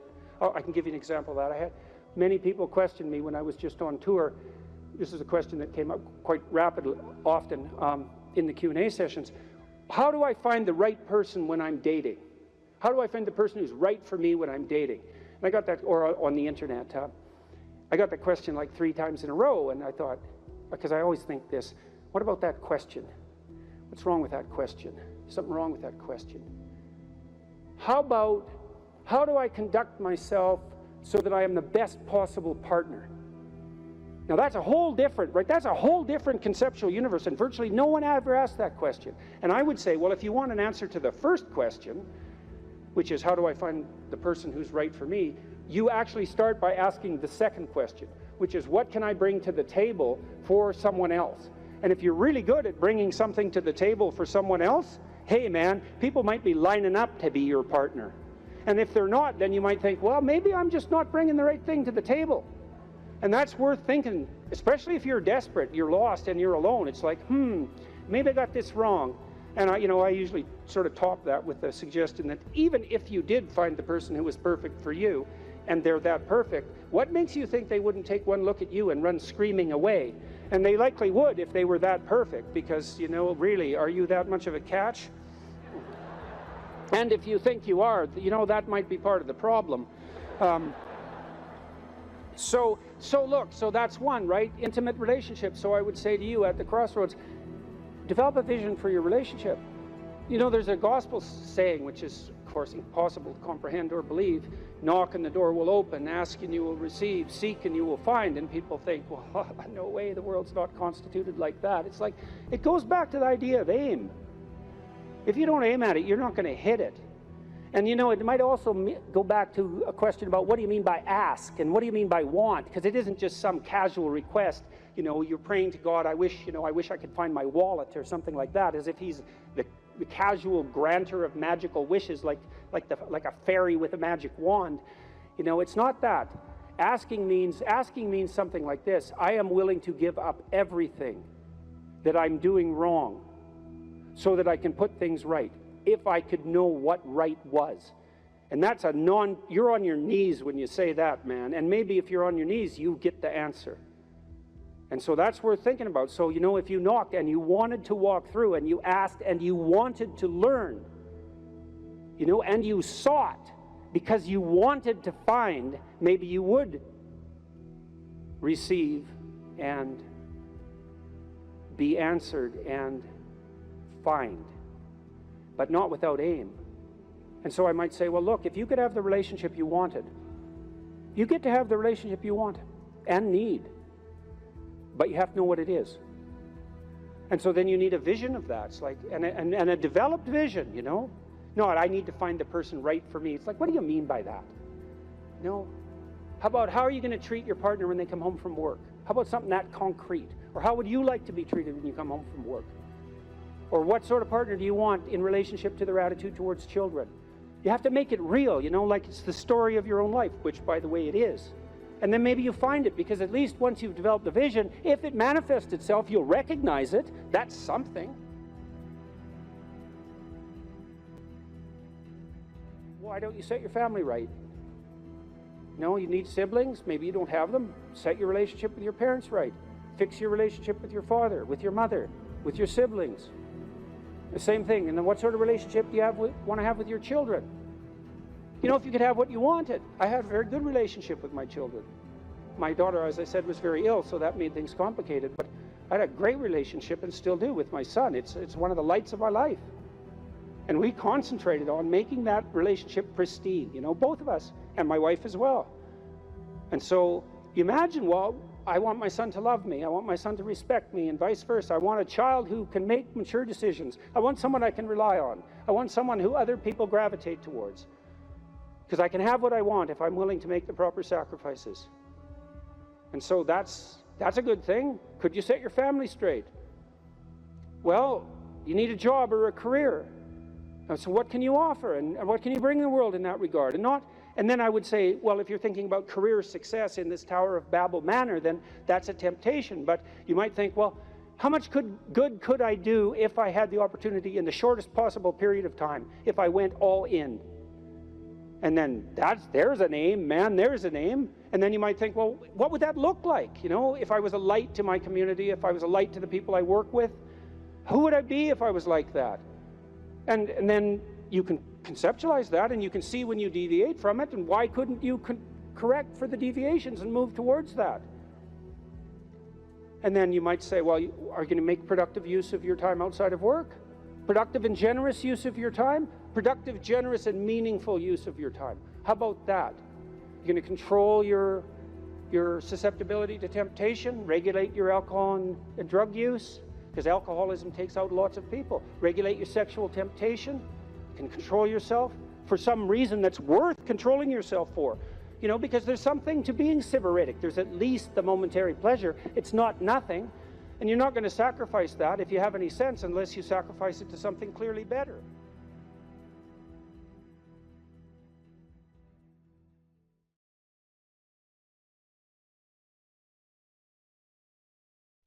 It's known from multiple dimensions simultaneously that the system that produces happiness, let's say in the founder's sense, produces that emotion in relationship to the observation of movement towards a valued goal.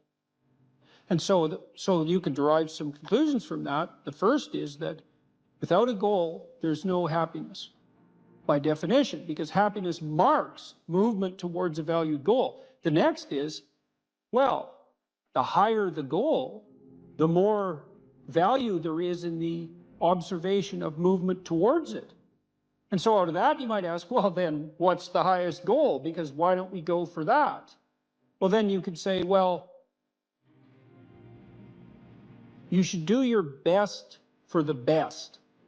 You might say, well, that's just to make me hedonically happy. It's like, well, wait a second, you know, cocaine will work for that, because it actually even activates this system. But what about tomorrow and next week and next month? And so the problem with hedonism as a goal is, first of all, it vanishes when you're suffering. But even failing that, if you're serving yourself hedonically in the narrow sense, it's just about me and my pleasure. It's like, okay, which you? Today's you, tomorrow's you, next week's you, next month's you. What about next year, 5 years from now, 10 years from now? You're going to lead a hedonic and dissolute life, and what are you going to be, a burnt-out shell and a wreck, a dismal wreck in 10 years? Because that's what will happen. And so if you don't construe yourself as a community stretched out across time, then you're not even serving yourself. And if you do construe yourself as a community stretched across time, then serving other people and serving yourself turn out to be exactly the same thing. I just did a course on the Sermon on the Mount, and Christ, in one of the sections of that sermon, he says to people that you shouldn't lose your saltiness, you shouldn't lose your savor. And you're the salt of the earth, and without that salt, everything loses its flavor. And salt is a preservative, and it's a spice, and that's often conceptualized, that phrase, as referring to the salt of the earth, you know, the solid, reliable types who bear all burdens. But that is not what it means. I looked at a lot of different translations. I talked to a lot of people about that verse, and really what it means is, well, there should be some spiciness and unpredictability and humor about you. And there should be some play in the system, right? Because that's what stops you from just being the narrow, dead, past letter of the law with no spirit. There should be some snake inside the tree, right? There should be some fire inside the bush. Those are all ways of construing that are symbolically equivalent. There should be some dynamism in you, and a fair bit of that's associated with, well, enthusiasm. That's fun, but enthusiasm means to be imbued with the Spirit of God. That's why people like comedians so much too, because that's what they do. And so you have to leaven the duty with humor. And your book does a lovely job of that too, because your book, which is a very conservative book in the best possible way, and is a call to duty and responsibility, but you constantly return to themes of both stoicism and humor, which are tied together in some sense, you know. I was just in Newfoundland for the last week doing a documentary there. Newfoundland's a rough rock, and it's beautiful and harsh.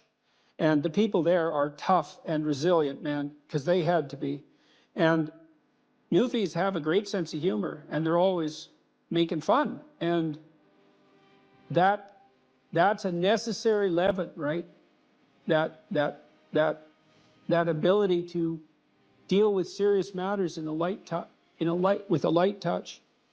And it's something I'm trying to learn to do more and more, even in the most serious of conversations, you know, because if you're a master, you've got both. You've got that light touch and that sense of humor. You really see that in military people who've been through rough situations. When you see someone in the depths of genuine suffering, hopefully what you're trying to do is to throw a lifeline. And one possible lifeline is compassion. And that's probably the right lifeline to throw an infant, you know, who's suffering. That sort of overwhelming compassion. But for someone who is an adult or making progress towards being an adult, the lifeline that might be thrown is there's something within you that would let you be more than you are, and much more, and maybe enough more so that you could actually deal with this suffering so it didn't turn into hell and take everything along with it. And there isn't anything more optimistic than that. You say something here, which I think is extremely, I'm going to read something from your book here. It is true that character is to some extent innate. I would say what that does is that it provides each of us with a range of talents and a range of temptations. And so it's something like that. So it's the hand we're dealt, and there's certainly a genetic element to that. Our genetic makeup imbues in us certain proclivities. But it is as true that character is mostly a consequence of choices. Strangely enough, we all make them, and we should make them deliberately, with the knowledge that these choices are part of our responsibility toward a purpose other than our own selfish aims. That responsibility is to your family, friends, community, and country. That's something that conservatives put forward as a pathway to virtue, you know. And what's so interesting about that, as far as I'm concerned, as an antidote to atomistic liberalism, let's say, that hyper-privileges the individual, is that it's definitely been my observation as a clinical psychologist that in the depths of misery, the capability that you have to be of service to other people, your family, your friends, your community, your country, that's actually a saving grace under such circumstances. You know, and that people really find a deep and abiding meaning in that service. So it's not just finger wagging and the pointing towards duty. It's like, no, you don't understand that if you're in desperate straits, if your life is falling apart, if you're nihilistic and miserable, and maybe you have your bloody reasons, because maybe you do, that's still the case, that if you step outside yourself and you try to make the lives of other people better, that's the best possible thing that you can do for yourself.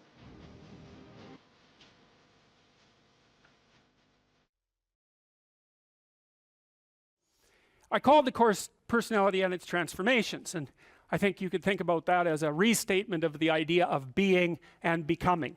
And that's what you are. You're, for whatever that means, you're an entity that both is and is transforming. And there's a rule that goes along with that, by the way, which is don't sacrifice who you could be for who you are. Which means if you have to choose to transform in a positive direction or maintain your current position, then it's better to transform in a positive direction. So you might even think of that as the core of your being. That's a Piagetian idea. It's a Jungian idea as well. Who are you? You're the thing that transforms who you are. Now you're also who you are, but on top of that, you're the thing that transforms who you are.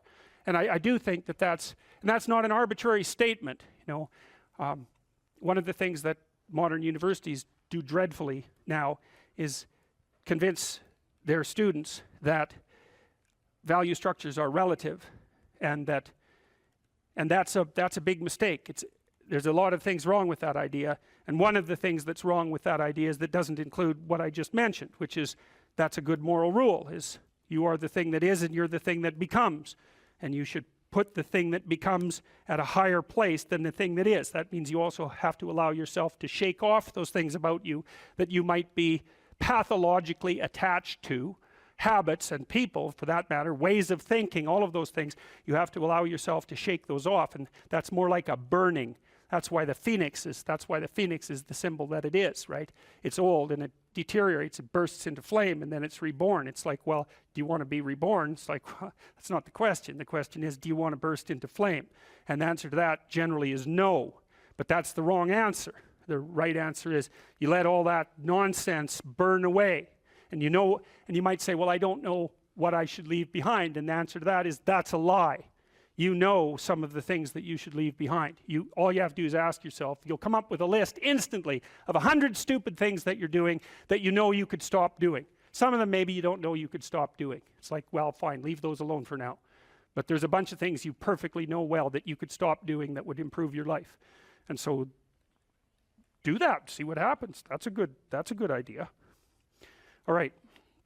So it's personality and its transformations, because partly I wanted to talk to you about what you are as a human being and also as an individual, but also what you could become. And that's actually a crucial question in the domains of clinical psychology in particular, because a lot of what you're doing with people as a clinician is trying to figure out who they could become. That's right. You have a problem, your life isn't what it could be. It's like, fine, let's see what it could be like if we changed it. We'll figure out how to change it. That's got to be a negotiated dialogue, right? Because like, I don't know what the hell you should do with your life.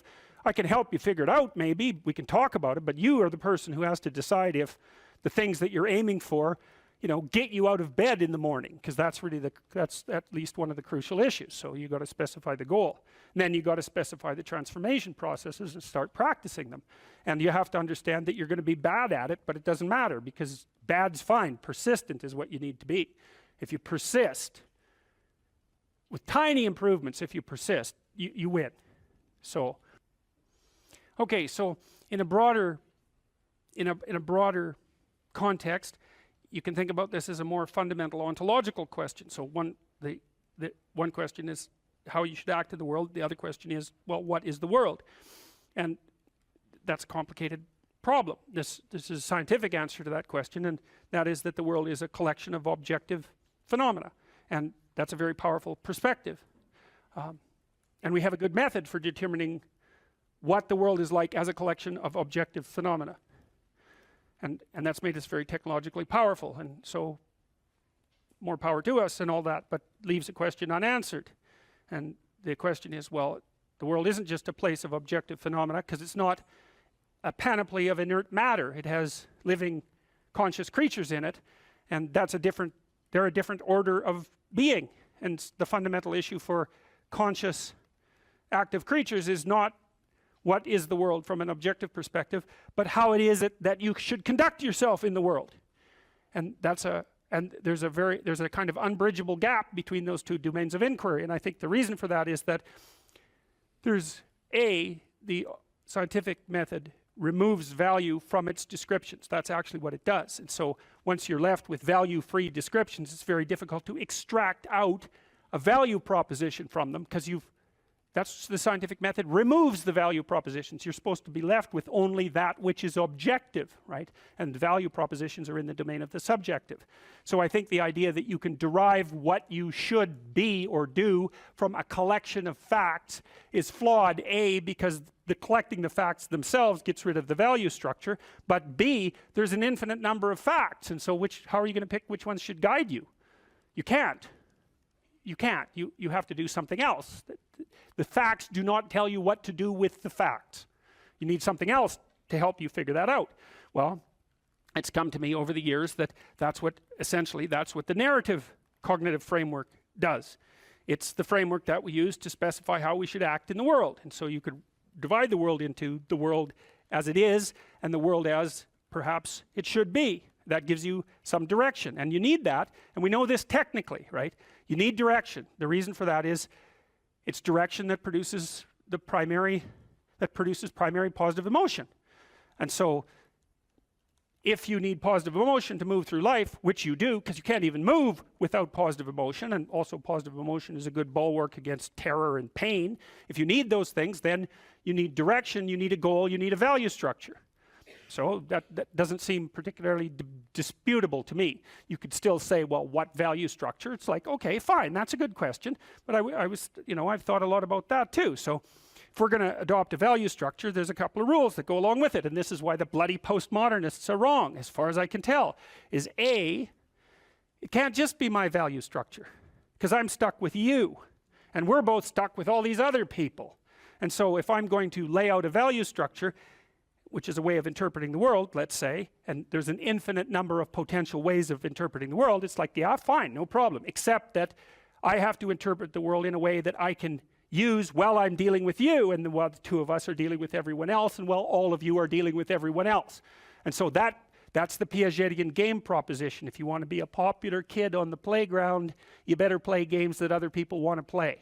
That's a brilliant observation. And I told you that Piaget was trying to heal the rift between science and religion, and that's one of the things that he did that he thought helped do that. The question is, well, where do moral judgments come from? Well, they emerge as a consequence of consensus, and it's a bounded domain.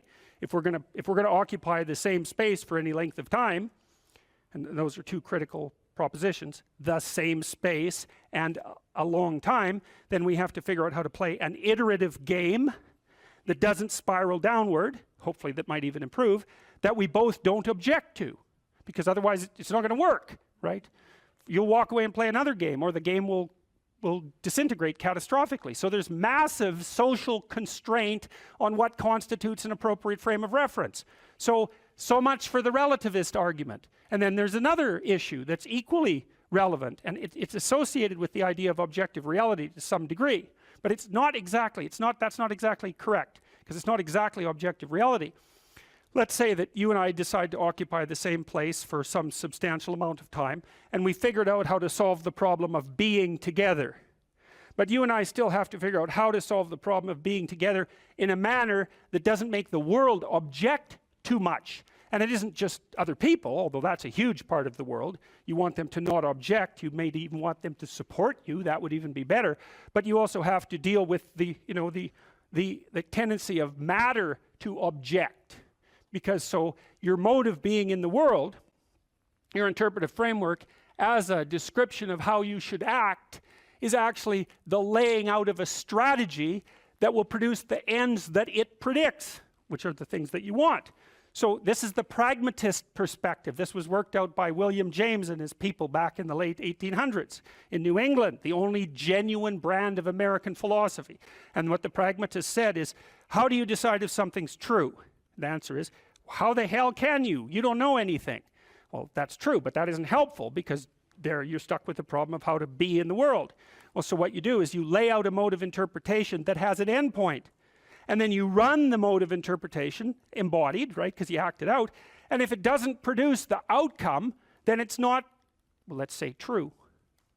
The claims within it they're not true by the definition of the game itself. So you might say, well, you're a kid on a playground. You want to play a game. One of the implicit demands is that the game is fun. If it's not fun, it's not worth playing. So you play it for a while, and then you see, well, was that fun? If the answer is yes, then you keep playing the game. You say, well, that game it's good enough, it's accurate enough, it's true enough. And so you lay out interpretations in the world, and they're subject to massive constraints. Other people have to go along with them and cooperate with you, because if they don't, then look the hell out, like it's a major, serious, non-trivial constraint. And then the other thing is, well, social proof isn't good enough. It also has to work in the world outside of the social world. So if you have an illness and you have some hypothesis about how to construe it, you might say, well, is my understanding of the illness correct? Well, it implies that I take these actions. Well, how do you know if it's correct? Well, you take the actions, and if the illness gets worse, then by the definitions that are implicit in the framework of reference that you're using, you've made an error. And so there's no relativism in that. You could still say, well, there's a lot of potential solutions to any potential set of problems. It's like, yeah, there's lots of different ways to play chess on a single board. Right, but that doesn't mean that any old solution is as good as any other solution. It doesn't mean that at all. So, okay, so then we're looking at things two ways. We're trying to figure out, well, how does the world present itself, and then how is it that you should act in it? And so, well, there's other constraints on the mechanisms of interpretation that you place in the world. So we could say, well, you're constrained in your interpretations by the constraints that other people place on you. But there's internal constraints as well. We talked about those mostly from a biological perspective, because you could also regard yourself in some sense as a loose internal society. And that's sort of a psychoanalytic dictum, right? You're a collection of sub-personalities, or you could say you're a collection of sub-routines. I don't care how you formulate it, but you're a unity, but you're a unity that brings together a plurality of subcomponents. And part of the constraints on how it is that you lay out your interpretation of the world is that you have to satisfy those internal subsystems, right? So you're the ego, but it's more like you're the captain of a ship full of people who are rowing. You got to keep the people rowing. You're not tyrant. You're not omnipotent tyrant of your own destiny. You're constrained by the nature of your own being. And so you have to provide yourself with food, and you have to provide yourself with shelter, and you have to provide yourself with water, and all of these things. And those are demands that are laid on you by the nature of your internal processes. And of course, how they lay themselves out as demands and what the appropriate solutions to that is, to those problems are, is debatable infinitely. But you can see the constraints stack up. You have to satisfy your internal constraints. So they have to be brought into a unity. That seems to happen, at least in part, between the ages of 2 and something like between the ages of birth and 4 years old, maybe even 2 years old. You bring yourself together into something that's sort of functioning as a unity. Then you have to turn that unity into a unity that can function in the social world with increasing breadth. And that unity in the social world has to be a unity that can function inside the natural world. It's something like that. So you're stacking up these games into a hierarchy of increasing complexity. And one of the questions that emerges from that is, well, what should be at the top of the hierarchy? If it's a hierarchical structure, it has to be a hierarchical structure because some things have to be worth doing more than others, or you can't act, which is another thing I really don't like about the postmodernist ethos, because it claims that value structures are there to eliminate, to exclude and oppress, and never once notices that, well, yeah, fair enough, but value structures are also there so that you know which way to walk, because you can't figure out which way to walk without saying that that direction is preferable to that direction. So you're stuck with the damn things. And they do exclude. Obviously, category structures exclude. The question is, if you're going to have a value structure, how is it that it should be constituted? Well, we already described some of the constraints. Like if your value structure is perfectly functioning except that you don't get enough to eat, that turns out actually to be a fatal problem, right? And it might be, you can run into all sorts of fatal problems. You're too lonesome. Well, it means let's say that your value structure is too narcissistic. There's lots of reasons to be lonesome, but that might be one of them. Or you're too timid or something like that. Like you're going to be informed by your own internal biological mechanisms when the value structure that you're laying out in the world is insufficient to keep itself propagating across time. And some of that's just you, and some of that's other people, and some of that's the natural world. Constraints galore. And so in the face of all those constraints, It's absolutely unreasonable to say any old solution goes. Just try it. Generate a random solution. Run it as a simulation in the world. And see how many slings and arrows come your way. There'll be plenty. And you might say, well, I don't care about slings and arrows. It's like, yeah, no. That's a claim you don't get to make. So, okay, so you're being informed internally as to the nature of your value structure. You have to specify where you are. You have to specify where you're going. You have to integrate all your underlying biological mechanisms into that schema. It's something I think that's actually kind of weak about the Piagetian idea, say, because Piaget, I'm a great fan of Piaget, but Piaget tended to think that the child came into the world with nothing but a set of reflexes. I mean, that's his technical claim, and that you bootstrap off those reflexes, and I think it underestimates the degree to which the child comes into the world as an already prepared unit. And I mean, he just thought of those things as so self-evident that you don't need to talk about them, but that's actually not true. You do need to talk about them. We know, for example, that if you provide children with food and shelter, and adequate food and shelter, but you don't interact with them socially, almost all of them die in the first year, right? It's not optional. Touch is not optional for children. Attention is not optional for children. Play is not optional for children. So it isn't just like, well, the child comes into the world with a set of reflexes and can adapt to any old environment. It's like, no, the environment has to be structured in a certain way or the child will die. And it's very interesting when it comes to things like play and touch, because you wouldn't think of those as fundamental necessities, right? But it turns out that they are. If you deprive a child badly enough of play and touch in the first 3 years of their life, even if they survive, what comes out at the end of that is often something that's like barely recognizable as a functional human being and cannot be repaired after that point. And that experiment was done with Romanian orphans back in the 90s. So it was an ugly situation, to say the least.